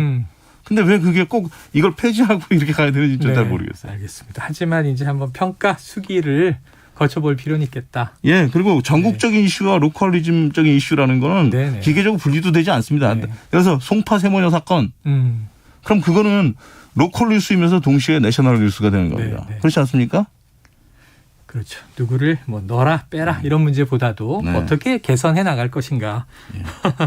자, 직접적으로 언급하기에는 죄송한 이제 문제지만 TBS의 두 노조, TBS 노동조합 그리고 또 언론노조 TBS 지부 연대를 해서 서울시의회의 조례 폐지 및 대표이사 사퇴를 촉구하는 기자회견을 열었더라고요. 노조가 서울시의회와 직접 대화하겠다 이런 건데 임기가 지금 이 대표님이 내년 2월까지시더라고요. 네, 그렇습니다. 거취 관련해서 뭐 어떤 생각하고 계세요? 저는 뭐 이미 몇 번 그 다른 매체에서 말씀을 드렸는데 제 그 임기나 뭐 이 자리에 연연하지 않습니다. 그건 뭐 분명히 말씀드릴게요. 이 자리에서도. 다만 이제 이런 게 있는 거예요. 아까도 말씀드렸죠. 그 팩트에 근거해서 또 실제 지금 TBS의 모습에 근거해서 또 우리가 어떻게 이 지역 공영방송 이런 걸 구축하기 위해서 노력해 왔는지 현 상태가 어떤지 판단해서 그거에 대해서 책임을 지라고 하면 저는 질 수 있어요. 또 그런 과정이 있어야지만 TBS가 설사 제가 가만더라도 그만두면 그 이후에도 제대로 갈 수가 있는 거예요. 그렇지 않고 이렇게 마치 무슨 확 전투하듯이 뭔가 이렇게 해서 확 없어지고 나면 그 이후에 과연 무엇이 담보가 될까요? 그렇지 않겠습니까? 그래서 조례가 철회되면 제일 좋고 그래서 이제 왜냐하면 목에다 칼 대고서 대화하자 논의하자 이렇게 해서 없는 거잖아요. 그러니까 아니면 적어도 그게 힘들면 연내 발의는 보류하겠다 뭐 이렇게 하고 그다음에 정말 시민들과 전문가들과 내부 구성원들과 이런 분들이 모여가지고 객관적으로 한번 이야기를 좀 이렇게 해서 진단하고 그에 따라서 이제 그 방향성을 잡고 나갈 수 있으면 좋겠다. 그래서 말씀하신 대로 지금 그냥 이제 뭐 목에 칼 들이대고 위협하듯이 몰아내는 게 아니라 정상적인 절차를 통해서 조직이 강화되고 나아질 수 있다면 협의할 수 있다. 그렇습니다. 이런 취지셔요. 그래서 지금 실제로 저희 그 구성원들이 그 7월 초에만 말이죠. 그 거의 패닉 상태였어요. 거의. 그래서 이렇게 그 공포 속에서 우리 조직은 어떻게 되는 건가 고민이 많겠죠. 네. 예. 자, 그래서 이런 얘기를 하셨더라고요. 공영방송 특별위원회가 설치된다면 이거 뭐 자리에서 내려오겠다는 걸 이제 선언할 수도 있다 언급하셨는데 공영방송 특별위원회 좀 위기 타겟책이 될 수 있겠습니까? 저는 그렇게 봅니다. 네네. 예. 왜냐하면 아까도 말씀드렸듯이만 일단 TBS가 지금 뭘 하고 있고 어떻게 구성되어 있고 과거 그 재단 법인을 할 때는 어떤 것이 있었고 이런 부분들을 충분히 좀 알고서 얘기를 해야 되는 거예요. 공유해야 된다. 이해해야 된다. 그래야지 이렇게 가는 부분은 없다. 네. 그러니까 시각차가 꽤 크다는 걸 이 대표님 말씀 들으면서도 지난주에 서울시의회 의장의 이제 시각, 그리고 또 이제 시의회 입장하고요. 오세훈 시장의 입장이 또 다르더라고요. 그렇죠. 들어보니까. 그러니까 뭔가 이제 이 소통의 장은 필요하다. 현실 진단을 하고 개선할 점이 있으면 함께 시민을 위한 개선점을 도출해야 되지 않겠습니까? 네. 근데 어쨌든 얘기 드리면서도 프로그램 그 라디오 청취율은 참 높아서 그렇습니다. 그것도 지금 이제 지난주에도 말씀드렸습니다만 TV 청취율은 낮다고 하시는데 라디오 청취율은 또 높더라고요. 그건 이제 수요가 있다라는 또 TV 청취율이 저희가 전체 채널 중에서 2등이고 뭐 그 아침 저녁 시사 시간 때는 1등이고 뭐 이렇잖아요. 그래요. 그리고 사실 TV도 그렇게 낮은 건 아니에요. 그 번호대가 워낙 뒤에 밀려 있어서 그렇지 그거 치면 상당히 높은 편이거든요. 자, 오늘 여기까지 듣고 앞으로 또 전개되는 상황을 지켜보도록 하겠습니다. 오늘 말씀 고맙습니다. 네, 고맙습니다. 예, 지금까지 이강택 TBS 대표이사였습니다. 최영일의 시사본부는 여러분과 함께합니다. 짧은 문자 50원, 긴 문자 100원이 드는 샵 9730. 라디오 어플 콩과 유튜브는 무료로 참여하실 수 있습니다.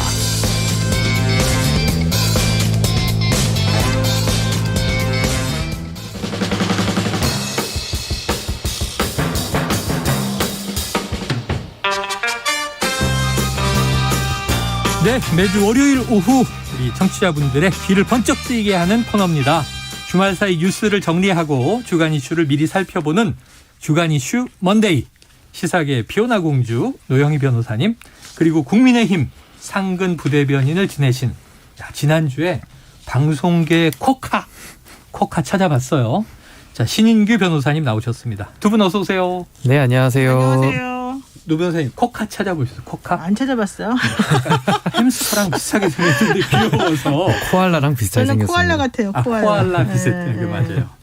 자, 그런데 현안은 뜨겁습니다. 월요일이 되자마자 지난 주말부터 행안부내 경찰국 설치와 관련해서 이게 보통 일이 아닌 것 같아요. 경찰의 꽃 이렇게 불리는 경찰서장들, 일선의 총경들이 그제 토요일에 모였는데 이게 경찰국 신설에 반대하는 초유의 경찰총경회의, 또 회의를 주도한 유사명 울산 중부경찰서장은 대기 발령 조치. 자, 이거 어떻게 보고 계신지 먼저 신 변호사님 어떻게 보셨어요? 예, 일단은 대한민국 역사에서 좀 초유의 사태가 발생이 됐습니다. 네네. 이제 경찰이라고 하면은 사실 이제 민간에서 이제 군대 역할을 하는 이제 치안 역할을 하지 않습니까? 네네. 그래서 민간 군대라고 볼 수 있는데 거기서 이제 이런 총경이라고 하면은 그 실무자 중에서는 제일 높은 자리입니다. 네네. 그 위에가 이제 경무관이 되기 때문에 소위 말하는 이제 군에서 별을 단다 이렇게 얘기하는 거랑 똑같은 건데 그 총경급들이 꽤 많은 숫자가 이렇게 모여서 집단 행동을 하다 보니까 상당히 이제 정부도 당혹스러웠던 것 같습니다. 그래서 국민 여러분들께서도 많이 좀 불안해하시고 할 수 있기 때문에 이 부분에 대해서는 조금 법과 원칙대로 좀 이건 해결을 해야 되지 않는가 일단 좀 그렇게 보고 있습니다. 그럼 일단은 총경회의는 좀 위법한 상황이다 이렇게 보세요? 저는 상당히 좀 위험하다고 봅니다. 위험하다. 왜냐하면 이제 자꾸 이제 좀 이따 말씀 더 나누겠습니다만은 검찰하고 이제 뭐 자꾸 법관하고 이렇게 비교를 많이 하시는데 이게 지금 경찰이라는 조직 자체가 물리력을 쓰지 않습니까? 그리고 이제 총기도 사용을 할 수가 있고 사실 민간 영역에서 군대 역할을 하는 거고 또 하나는 여기는 계급이 있어요. 그러니까 뭐 예를 들면 그런 뭐 군대처럼 계급이 있기 때문에 그런 상명하복이라든지 상관의 명령에 복종할 의무까지도 있는데 이런 식으로 집단적으로 하고 이번에도 보니까 뭐 경감직급, 뭐 경위직급 계속 집단행동 한다고 하지 않습니까? 회의하겠다. 예, 이런 식으로 한다 그러면은 경찰 조직에 대해서 이건 정상적인 통솔이 어려워진다 이렇게 봅니다. 고민이 저희 보면서 그런 거예요. 이제 집단 행동 이렇게 말씀을 하시니까 뭔가 무력 시위 같으면 굉장히 무서운데 이 장관께서는 이게 쿠데타에 준한다 이런 얘기도 하셨는데 회의란 말이에요. 회의. 노 변호사님 어떻게 보셨습니까? 사실 저는 그동안 되게 이상했어요. 왜냐하면은 지난번에 검찰 수사권 조정한다고 그러고 좀 제한한다 그러니까는 검찰들이 들고 일어나는 걸 한번 보세요. 엄청났잖아요. 네.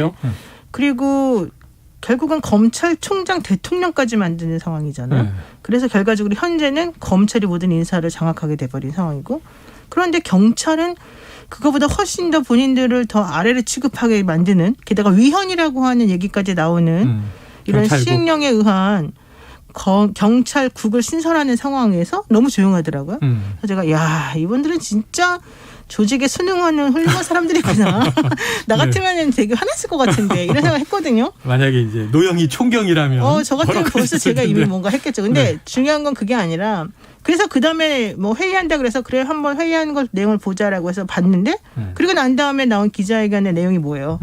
그냥 우리가 보기에는 좀 부적절한 것 같으니 여기에 대해서 조금 앞으로 좀 제대로 잘해줬으면 좋겠다. 이런 취지밖에 없어요. 네네. 내용 자체가 특별한 내용이 없었어요. 게다가 그것도 근무 시간이 아닌 시간에 했었었고. 토요일에. 그래서 뭐 이 정도 가지고 이렇게 시끄럽게 했나. 사실 이렇게 하면서 되게 실망을 많이 했거든요. 네네. 그랬는데 이걸 가지고 오히려 일을 키운 게 바로 저는 지금 현재 키웠다? 정부다. 왜냐하면 그냥 좀 설득을 하고 사람들에게 왜 이런 것들이 필요한지에 대해서 좀 얘기를 좀 제대로 해주고 서로 대화를 좀 하고 그러면 좋지 않겠습니까? 근데 그런 과정 전혀 없이 일방적으로 시행령에 의해서 여러 가지 것들 자기네 보기에는 합당할지 몰라도 다른 사람들 보기에는 좀 이해할 수 없는 것을 그렇게 딱 갑자기 만들어 놓고는 회의도 못하게 하면서 이거를 뭐 구태타 운운하고 대기발령까지 내놓고 감찰한다 그러고, 이건 정말 진짜 제가 봤을 때는 좀 심한 말을 할 수도 있는데 뭐 심한 말 하고 싶지 않고 그래서 제가 봤을 때 참 오만하다. 이번 정부가 오만하다 이 생각이 했었는데 오히려 이것 때문에 지금 반발이 더 심해진 것 같아요. 자, 말씀하신 대로 지금 내용은 별게 아니었는데 오히려 대응이 너무 거세서 이를 키우고 있는 거 아닌가 하는 이제 우려를 하셨어요. 제가 궁금했던 건 이거예요. 지난번에 이른바 검수완박 국면에서 자, 검찰개혁은 해야 된다고 치자. 근데 정권 바뀌고 국회에서 천천히 상임위 논의하면 안 되냐. 왜 이렇게 급하게 하느냐. 근데 이번 시행령이 굉장히 급하더라고요. 그러니까 이번 정부 왜 이렇게 급하게 경찰국 신설을 밀어붙일까요? 저는 사실 이 부분에 대해서 조금 더 그 앞단을 좀 살펴봐야 된다고 보는데요. 사실 이게 다 지금 뭐 국회에서 이번에 형사사법 특별위원회도 지금 하나 발족을 시키지 않았습니까? 맞습니다. 사실 검수완박을 하면서 가뜩이나 경찰의 비대화 논란이 있었는데 거기다가 수사 권한까지 더 대폭 이양하면서 더 이상 이제 그럼 경찰에 대한 통제 어떻게 할 것이냐라는 문제가 계속 나왔었어요. 근데 거기에 대해서 민주당이 전혀 고민을 하지 않고 말씀하신 대로 검수완박 법안을 밀어붙이지 않았습니까? 그러다 보니까 그 다음에 이제 정권을 이제 이어받은 윤석열 정부 입장에서는 경찰에 대해서 통제를 지금 하기는 해야 되는데, 근데 거기에 대한 이제 경찰의 시각과 정부의 시각이 좀 다른 것 같아요. 지금 사실 윤석열 대통령이 국민의 직선에 의해서 선출된 민간 권력 아니겠습니까?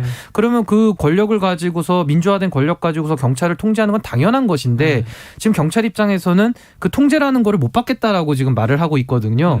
그러면서 이제 마치 국가경찰위원회라고 하는 사실상 유명무실화된 실질적인 일을 하지 못하는 조직에 의해서 자기들은 통제받겠다. 그러니까 결과적으로 통제를 안 받겠다. 이런 얘기로 들리다 보니까 지금 말씀하신 대로 또 급하게 지금 경찰국이라는 설치를 뭐 대통령령을 통해 가지고 지금 하다 보니 이런 지금 좀 우려 섞인 상황이 발생이 됐다고 저는 이게 보고요. 그래서 근원적인 책임은 민주당이 형사사법체계 전환을 하면서 이런 부분에 대해서 꼼꼼히 안 했다. 전 이 부분에 대한 문제는 좀 지적을 하고 싶습니다. 그거 되게 잘못된 것 같아요. 잘못됐다? 말씀하세요. 왜냐하면 예를 들면 검찰 경찰 수사권 조정 관련된 법안 말했었잖아요. 그래서 민주당이 전혀 고민하지 않고 그냥 밀어붙인 결과로 이런 현재 상황을 초래했다라고 지금 신 변호사 말씀하신 건데 그거 아니에요. 경찰을 통제해야 된다는 생각 당연히 했고요. 그래서 사개특위에서 논의를 하자고 했고 구체적인 방안에 대해서 서로 논의하자고 얘기가 된 거예요. 근데 그 사개특위를 안 하겠다고 한 게 바로 국민의힘이었기 때문에, 그리고 지금 현재 중단돼 있어요. 왜냐하면 지금 정권이 바뀌었기 때문에 민주당이 할 수 있는 게 그다음에 없는 거예요. 그런데 지금 신 변호사님 말씀하신 것처럼 국민의힘에서는 민주당이 검수완박법을 밀어붙였기 때문에 이렇게 됐다고 계속 얘기를 해요. 그게 안 맞아요 지금. 게다가 지금 경찰이 통제를 못 받겠다라고 말했다라고 또 좀 전에 말씀하셨는데 그렇지 않아요. 경찰이 무슨 통제를 못 받겠다고 해요. 그 사람들은 통제를 받겠다 못 받겠다 말할 수도 없는 상황이에요. 본인이 뭐가 있어야지 뭐 받는다 못 받는다가 나오죠. 그렇지 않은데 지금 계속 저렇게 왜곡해서 상황을 말하거든요.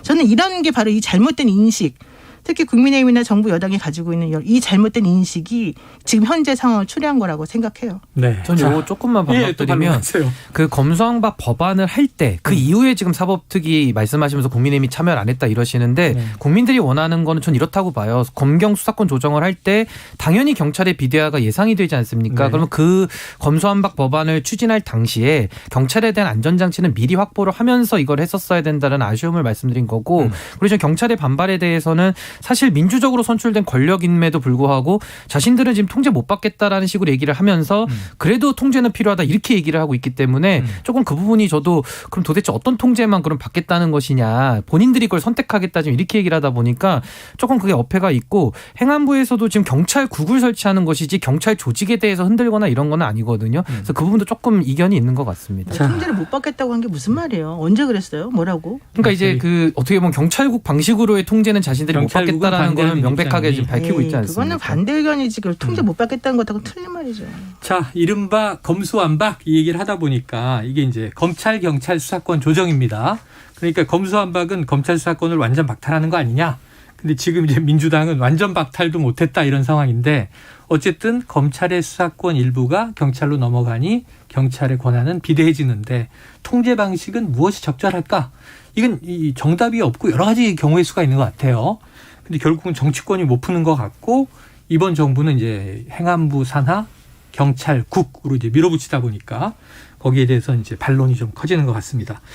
자, 그러니까 이제 윤 대통령 조치에 대해서 신조어가 하나 나와서 지금 SNS 보니까 검로경불 뭐 일부 이제 기자도 얘기를 하시던데 검찰이 하면 로맨스고 경찰이 하면 불륜이냐?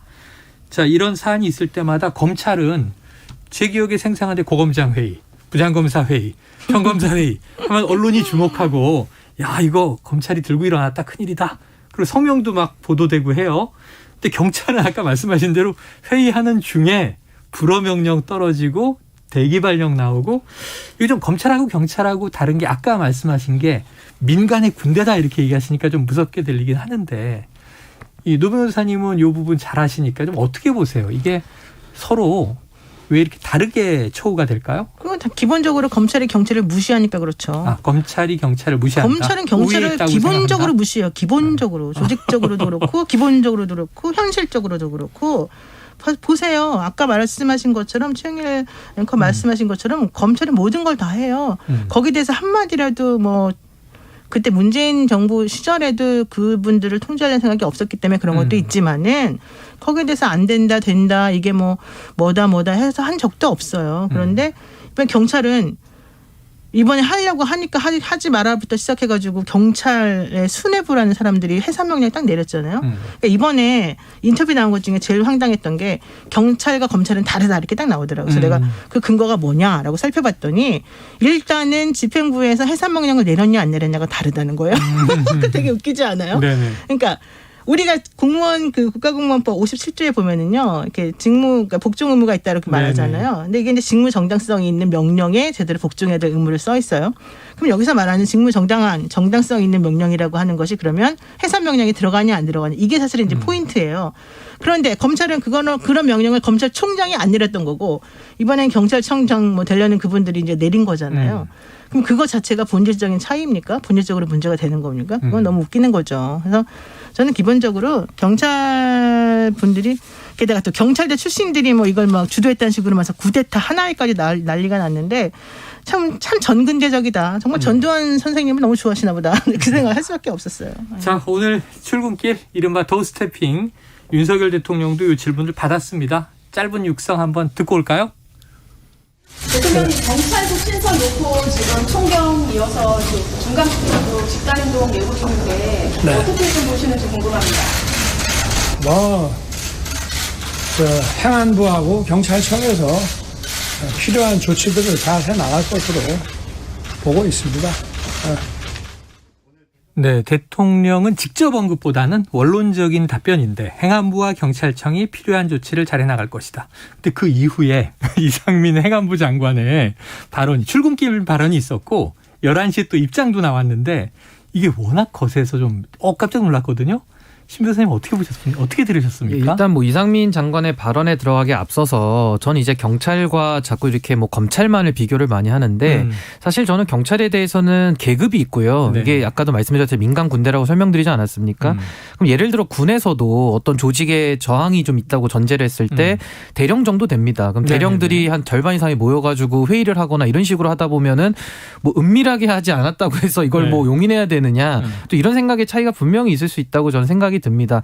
다만 이제 지금 이 부분에 대해서 경찰 통제를 지금 다 국민들이 인정하고 있고 또 그 지금 노영희 변호사님 말씀대로 저는 이제 경찰이 그럼 어떤 통제를 받겠다니 잘 이해가 안 되지만은 뭐 경찰도 통제를 원한다고 하니까 그럼 통제 방안에 대해서 논의를 하면 될 일인 것인데 지금 이 문제에 대해서 이런 식으로까지 지금 그 아까 말씀드린 대로 군대와 비교를 한다 그러면 그 가장 그 실무적인 책임자들이 이런 식으로 집단 행동을 통해서 목소리를 꼭 내야만 하는가에 대한 분명한 문제제기는 있을 것 같고요.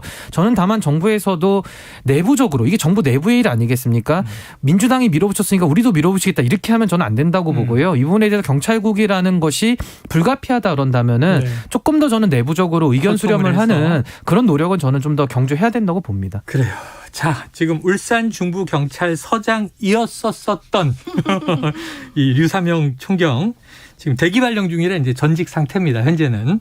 자, 경찰은 위에서 누르면 주눅드는 사람들이었는데 제가 이를 키우다가 대기 발령되는 것을 보고 이 억눌렸던 것이 표출되는 것 같다. 이제 오늘 인터뷰를 많이 했어요. 경찰 내부 분위기를 이렇게 전달했습니다. 노 변호사님 보시기에는 지금 소통의 필요성을 또 신 변호사님이 언급하긴 했는데 지금 아까 이상민 장관 발언이 너무 거세서 지금 이 경찰들의 집단 반발 더 커지겠습니까? 좀 가라앉겠습니까? 아니 근데 기분 되게 나쁜 말들을 되게 많이 쓰시더라고요. 그분이 이상민 장관님께서 이게 너무 심기보자를 하시는 거 아닌가 이런 생각이 들 정도인데요. 좀 전에 신 변호사님이 그러면은 경찰들이 어떤 의견을 통일을 해가지고 좀 위에다가 좀 건의도 하고 뭐 얘기하는 그런 과정이 필요하지 않았겠냐 하는데 그럼 그런 걸 어떻게 하냐고요. 어떻게 논의를 하고 어떻게 의견 수렴을 하냐고요. 모여서 회의하는 것밖에 없잖아요. 그렇지 않으면은 1대1로 만나가지고 경찰청장한테 얘기할 것도 아니잖아요. 그런 상황이라고 한다면 할 수 있는 장을 만들어줘야 되는 거거든요. 바로 그게 저는 회의라고 생각하고 토론의 장이라고 생각하는데 토론의 장을 할 수 있는 게 한 개도 없는 상황이에요. 그럼 그런 상황에서 그냥 그 총경들이 모여가지고 예를 들면 회의를 했어요. 온라인하고 오프라인으로. 그러면은 그걸 가지고서 그 결과가 어떻게 나왔는지 그 내부 사정에서 정확하게 토의가 어떻게 됐는지 이런 것들은 들어볼 생각도 하지 않고 하나회가 있다 이런 식이었다. 쿠데타가 이렇게 시작되는 거다. 경찰들은 총을 소지할 수 있는 사람들인데 모였으면 매우 위험하기 때문에 절대 하면 안 된다. 이렇게 말을 해버리게 되면 어떠한 경찰분들이 그런 것들을 수긍을 할 것이며 게다가 특정 조직이 뒤에서 이걸 부추기고 있는 것 같다. 이런 식으로 말을 하게 되면 그럼 이 사람들은 뭐 아무런 생각도 없이 그냥 무조건 위에서 시키는 대로 그냥 까라면 까고 뭐 하라면 하고 이런 식이어야 된다는 뜻이냐. 그렇지 않으면 어떻게 의견을 그럼 표현하라는 뜻이냐. 이게 되게 난감하거든요. 근데 저는 장관이라는 분이 특히 자기 밑에다가 경찰국을 두겠다라고 얘기하는 분이 지금 사고방식 자체가 매우 옛날식 사고방식으로 찍어 누르려는 것밖에 안 되는 거기 때문에 이렇게 되면 사실 반발이 세질 수밖에 없고 특히 모였다는 것만 가지고 특히 그것도 이제 주말에 그 퇴근 시간 이후에 그런 일인데 그런 걸 가지고서는 무조건 안 된다고 해버리면 사실 저는 반발을 그냥 그렇게 옛날처럼 찍어 눌러고 되는 건 아니라고 생각해요. 그래서 대처도 매우 잘못됐다. 좀 사고방식이 좀 전향적으로 될 필요가 있다 이렇게 생각합니다. 자, 한번 소통이 어떻게 이루어지는지 기대를 해보겠습니다. 시간이 많이 갔는데 오늘 역시 경찰 이슈가 뜨겁긴 뜨거워요. 근데 다음 이슈도 하나 다뤄보겠습니다. 짧지만. 오늘부터 이제 대정부 질문 사흘 동안 가잖아요. 오랜만에 이제 국회가 문을 열었는데 한덕수 국무총리의 국회 데뷔 무대다.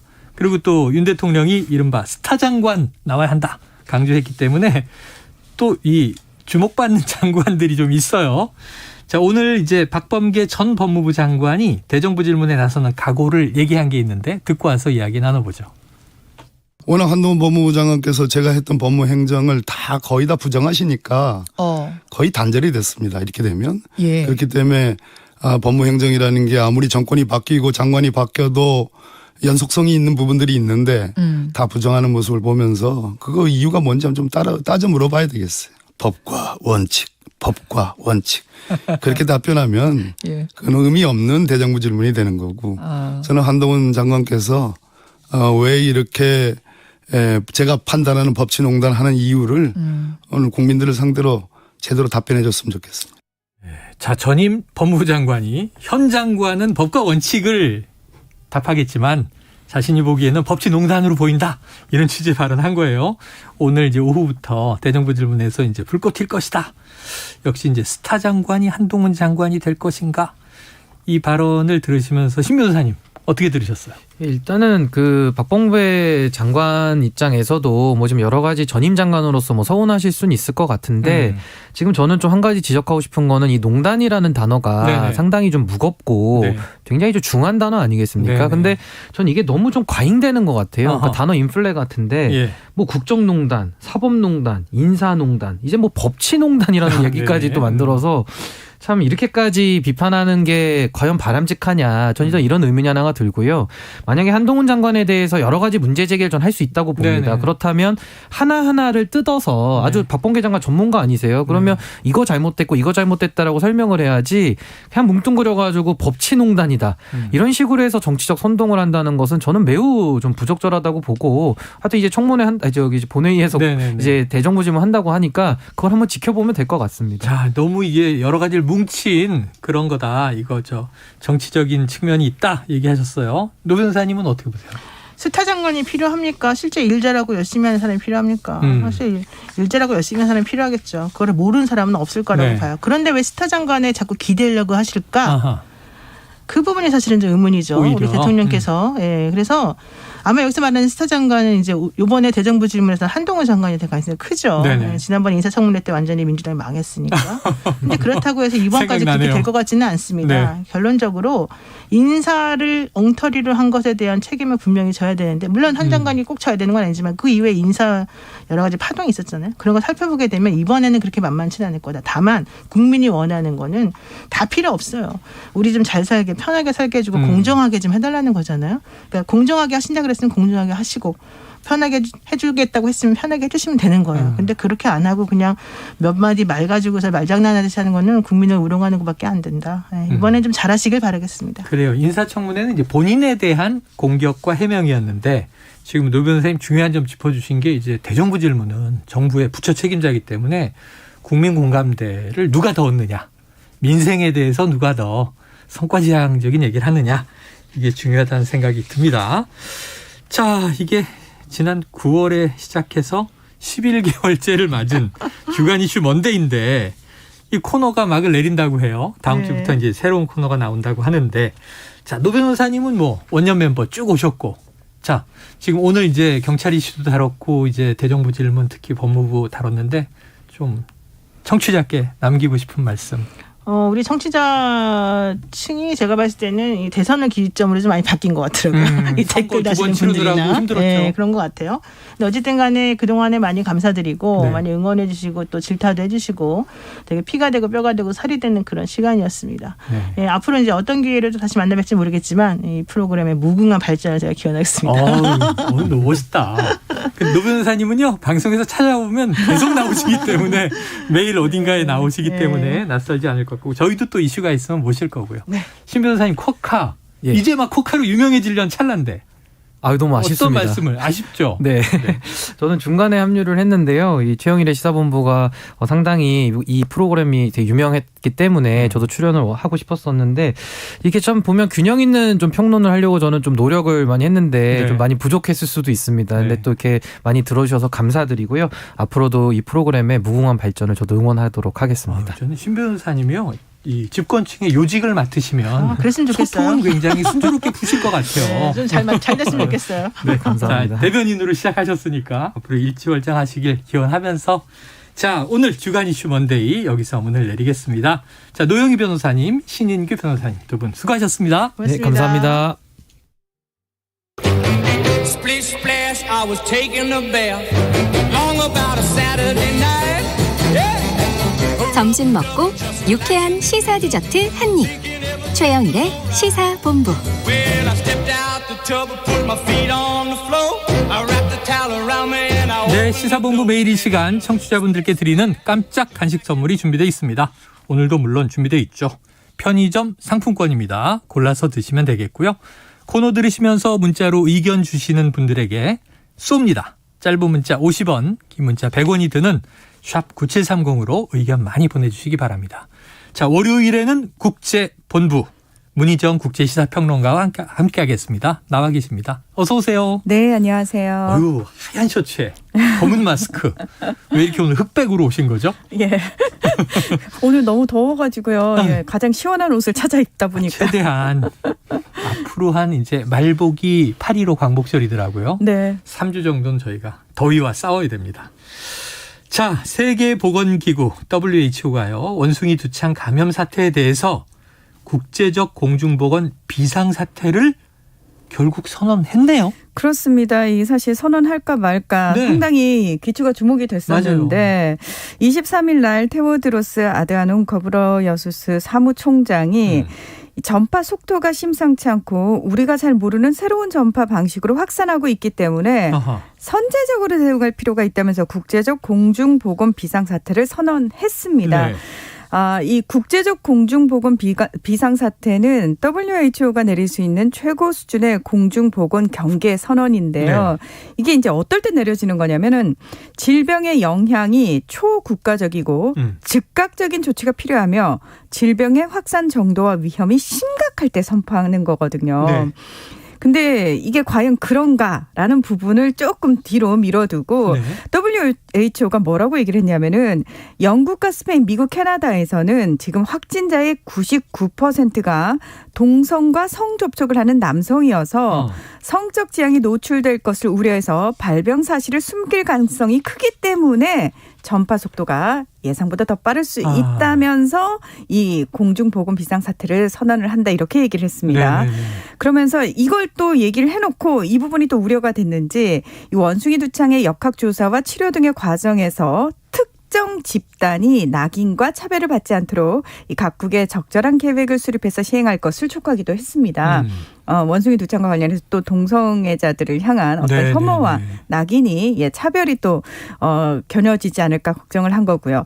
자, 중서부 아프리카 지역에서 발견되던 풍토병인 원숭이 두창은 기억하시겠지만 올해 5월부터 서유럽을 중심으로 급속하게 확산하기 시작했고요. 23일 기준으로 75개 나라에서 16,016명이 감염이 됐습니다. 그리고 또 전체 확진자의 74%에 해당하는 11,865명이 유럽에서 나왔거든요. 그러다 보니까 이제 영국과 독일 등 확진자가 많은 국가들은 백신을 구하기 위해서 비상이 걸린 상태고요. 자, 국제적 공중보건 비상사태는 역대 7번째로 지금 발동이 된 거고 현재는 코로나19와 소아마비에 대해서만 유지되고 있습니다. 소아마비는 우리가 오랫동안 이제 알고 있는 그런 질환이고 코로나19는 뭐 최근에 우리가 2년여 동안 또 그렇죠. 몸소 겪고 있기 때문에 이런 게 비상사태지 우리가 팬데믹, 엔데믹 그런 얘기 많이 이제 알게 됐잖아요. 원숭이 두창은 특이합니다. 지난달에도 비상사태 검토를 했는데 그렇죠. 보류가 됐던 게 그때는 한 3천여 명이라 그랬는데 한 달 사이에 16,000여 명으로 많이 늘었어요. 그런데 그럼에도 불구하고 아까 약간 사회적 측면에 대한 언급이 있었기 때문에 네. 이게 좀 성급하게 비상사태 선언한 거 아니냐 이런 비판도 있더군요. 네, 그러니까 말씀하신 것처럼 그 첫 번째 회의에서는 비상사태 선포가 안 됐어요. 네. 근데 지난 21일에 국제보건긴급위원회가 선언 여부를 놓고 두 번째 회의를 열었습니다. 근데 15명의 위원 중에서 6명만 비상사태 선포에 찬성을 한 거거든요. 네네. 그런데 23일 이례적으로 이 사무총장이 전권으로 비상사태를 선언해버린 겁니다. 그러니까 위원들의 합의라는 관례를 깨고 이 사무총장이 독단적으로 선언한 부분이라든지 그다음에 또 하나 이 WHO가 사실 공식 발표를 하게 되면은 왠지 더 심각하게 받아들이게 되는 경향이 있거든요. 네. 예. 그래서 그런 파장을 고려해서라도 더 신중했었어야 되는 거 아니냐 이런 비판이 제기되고 있는 겁니다. 게다가 이 비상사태 선언에 반대했던 위원들은 확진자가 기하급수적으로 늘었다고 보기는 어렵고 또 중증도가 낮다는 점 등을 근거로 지적을 하고 있습니다. 네네네. 이게 뭐 과거 천연두와 비슷해서 발견된 지는 오래됐고 백신도 어쨌든 존재하고 이건 좀 특이하네요. 거브러여수스 사무총장이 독단으로 선언했다. 자, 앞으로 이 비난의 문제는 또 여지가 남을 것 같습니다. 자, 이제 본격적인 여름 휴가철 우리가 7말 8초 이렇게 하는데 딱 그 시기잖아요. 네. 여름 휴가철인데 지금 해외여행이 급증하고 있잖아요. 네. 그럼 우리 좀 조심해야 되겠네요. 예, 미국 질병통제예방센터 CDC가 이 원숭이 두창은 사람 간 전염은 밀접 접촉에서 호흡기 분비물을 통해서 발생하지만 오염된 의류를 직접 만지는 경로로도 가능하다. 특히 피부에 발생한 수포에서 나온 체액을 통한 감염의 위험성을 경고하고 나섰는데요. 일단 국내에서는 지난달 22일 첫 확진자가 나오고 지금까지는 추가 확진 사례 확인되지 않고 있습니다. 초기 증상으로 발열, 두통, 근육통, 임파선염, 오한, 피로감 등이 나타나고요. 발진은 보통 얼굴에서 시작을 해서 생식기 등 다른 신체 부위로 번지는 것으로 알려져 있습니다. 뭐 대다수가 특별한 전용 치료 없이 중증까지 발전하지 않고 회복하는 경우가 많지만 면역력이 약한 사람이라든지 임산부 등 취약층은 조심해야 하는데 이게 이제 최근에 조금 눈여겨봐야 할 그 보고서가 나왔는데요. 의학 저널인 뉴 잉글랜드 저널 오브 메디신이라는 그 의학 저널에서 세계 16개국의 확진 사례 528건을 분석한 결과 입이나 항문, 성기 등 단 한 곳에만 발진이 발생한 환자들이 있었대요. 그래서 이게 원숭이 두창 외에 그 풍토병일 때하고의 다른 증상을 보이고 있기 때문에 사실은 원숭이 두창이지만 이걸 성병으로 오인 진단할 가능성도 있다. 이런 그 위험성을 또 얘기를 하기도 했습니다. 아유, 근데 이 여름 휴가철에 해외여행을 계획하신 분들은 이런 얘기 들으면 참 걱정이 큰데. 그러니까 유럽으로 지금 많이 가시잖아요. 서유럽 쪽으로. 아유, 너무 가고 싶죠. 서유럽 쪽이 지금 환자가 가장 많기 때문에 사실은 좀 주의하셔야겠네요. 저 아는 분들도 지금 남유럽에 엊그제 떠나시고 막 그런 분들이 있는데 지금 이제 밀접 접촉에 호흡기 분비물을 통해 발생하지만 여기 오염된 의류를 직접 만지는 경로로도 될 수 있다. 그러니까 숙소 이용할 때 살짝 물론 다 깨끗하게 하겠지만 공항이든 뭐 물건 잘못 만지면 또 혹시 전염 가능성이 있는 거 아니야 하고 걱정이 된단 말이죠. 그렇죠. 아이고야. 어쨌든 뭐 우리가 조심하는 수밖에 없겠습니다. 자, 저희가 지난주에 유럽의 폭염이 심각하다 이 소식 전해주셨잖아요. 네네. 근데 이 그린란드에서 기온이 상승해서 빙하가 녹고 있다. 그린란드 하면 사실 그냥 동토 아니야?라고 생각하고 있는 땅이잖아요. 그린란드 원래 전 초록색인 줄 알았어요. 근데 알고 보니까 그냥 하얀색이더라고요. 원래 하얀색이죠. 예. 북대서양과 북극해 사이에 위치해 있고요. 사실 세계 최대 가장 큰 섬인데 이게 굉장히 독특한 게 뭐냐면은 그린란드보다 크면 대륙으로 분류가 되고요. 작으면 섬으로 분류되는 기준이 됩니다. 대륙의 기준이군요. 예. 그리고 전체가 사실 얼음으로 뒤덮여 있다기보다는 약 80% 정도가 얼음이고 주민들은 이제 해안가에 주로 거주를 하고 있습니다. 최근 기온이 예년 이맘때보다 5도에서 6도 정도 높은 16도 정도를 기록을 하면서 두껍게 쌓여있던 얼음이 급속도로 녹고 있다고 하는데 미국 국립빙설자료센터에 따르면 지난 15일부터 17일까지 사흘간 녹은 빙하의 양이 하루 평균 60억 톤 해서 모두 180억 톤이 녹았대요. 그러니까 이게 사실 감이 잘 안 오는데 올림픽 공식 수영장 720만 개를 채우거나 남한 면적 3분의 2 정도인 미국 웨스트 버지니아주 전체를 30cm 깊이로 덮는 양이라고 합니다. 일단 그래도 감은 안 오지만 어마어마하다는 느낌은 듭니다. 엄청나죠. 사흘 동안 엄청나게 녹았다. 자, 그럼 이 그린란드까지도 지구온난화에서 자유롭지 않다. 이거네요. 그렇습니다. 이 그린란드의 기온 1980년대 이후 10년에 약 1.5도씩 상승하고 있다고 하는데 이게 이제 전 세계 평균 기온 상승세보다 4배가 빠르대요. 유독 그린란드만. 이 과학계는 빙하가 급격히 녹아서 5,320억 톤의 물이 바다로 유입됐던 2019년과 같은 상황이 오지 않을까 이렇게 우려를 하고 있는데 그러면 2019년에는 어땠느냐. 봄의 이상고온과 7월에 닥친 폭염으로 인해서 대륙 빙하 표면의 거의 전부가 녹으면서 지구 해수면이 영구적으로 1.5mm가 상승을 했습니다. 미국 오하이오주 주립대 연구진은 지난 2020년 기후변화 때문에 그린란드 빙하의 복원이 불가능하다 이런 연구 결과를 발표한 바가 있는데 이게 뭐냐면은 뭐 여름에 녹았다가 겨울에 다시 얼고 이게 반복이 돼야 되잖아요.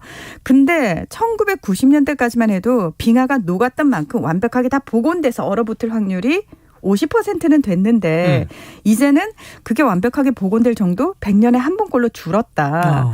그리고 그린란드의 얼음이 녹는 비율이 지난 12,000년 동안 겪어보지 못한 수준이라고 합니다. 그래서 이 결국은 지구온난화, 온실가스 증가로 인한 지구온난화로 인해서 빙하가 급격히 녹고 있는 거다라고 얘기를 하면서 CNN이 어떤 보도까지 내놨냐면은 이 그린란드의 과학자들이 잠시 쉬는 동안 반바지를 입고 빙하 위에서 배구를 하는 그런 상황을 보도하기도 했습니다. 빙하 위에서 얼음 위에서 반바지를 입고 배구를 한다. 따뜻해지니까. 아이러니한 장면이네요. 그만큼 우리가 지구 환경을 좀 심각하게 돌아봐야 하겠다는 생각이 듭니다.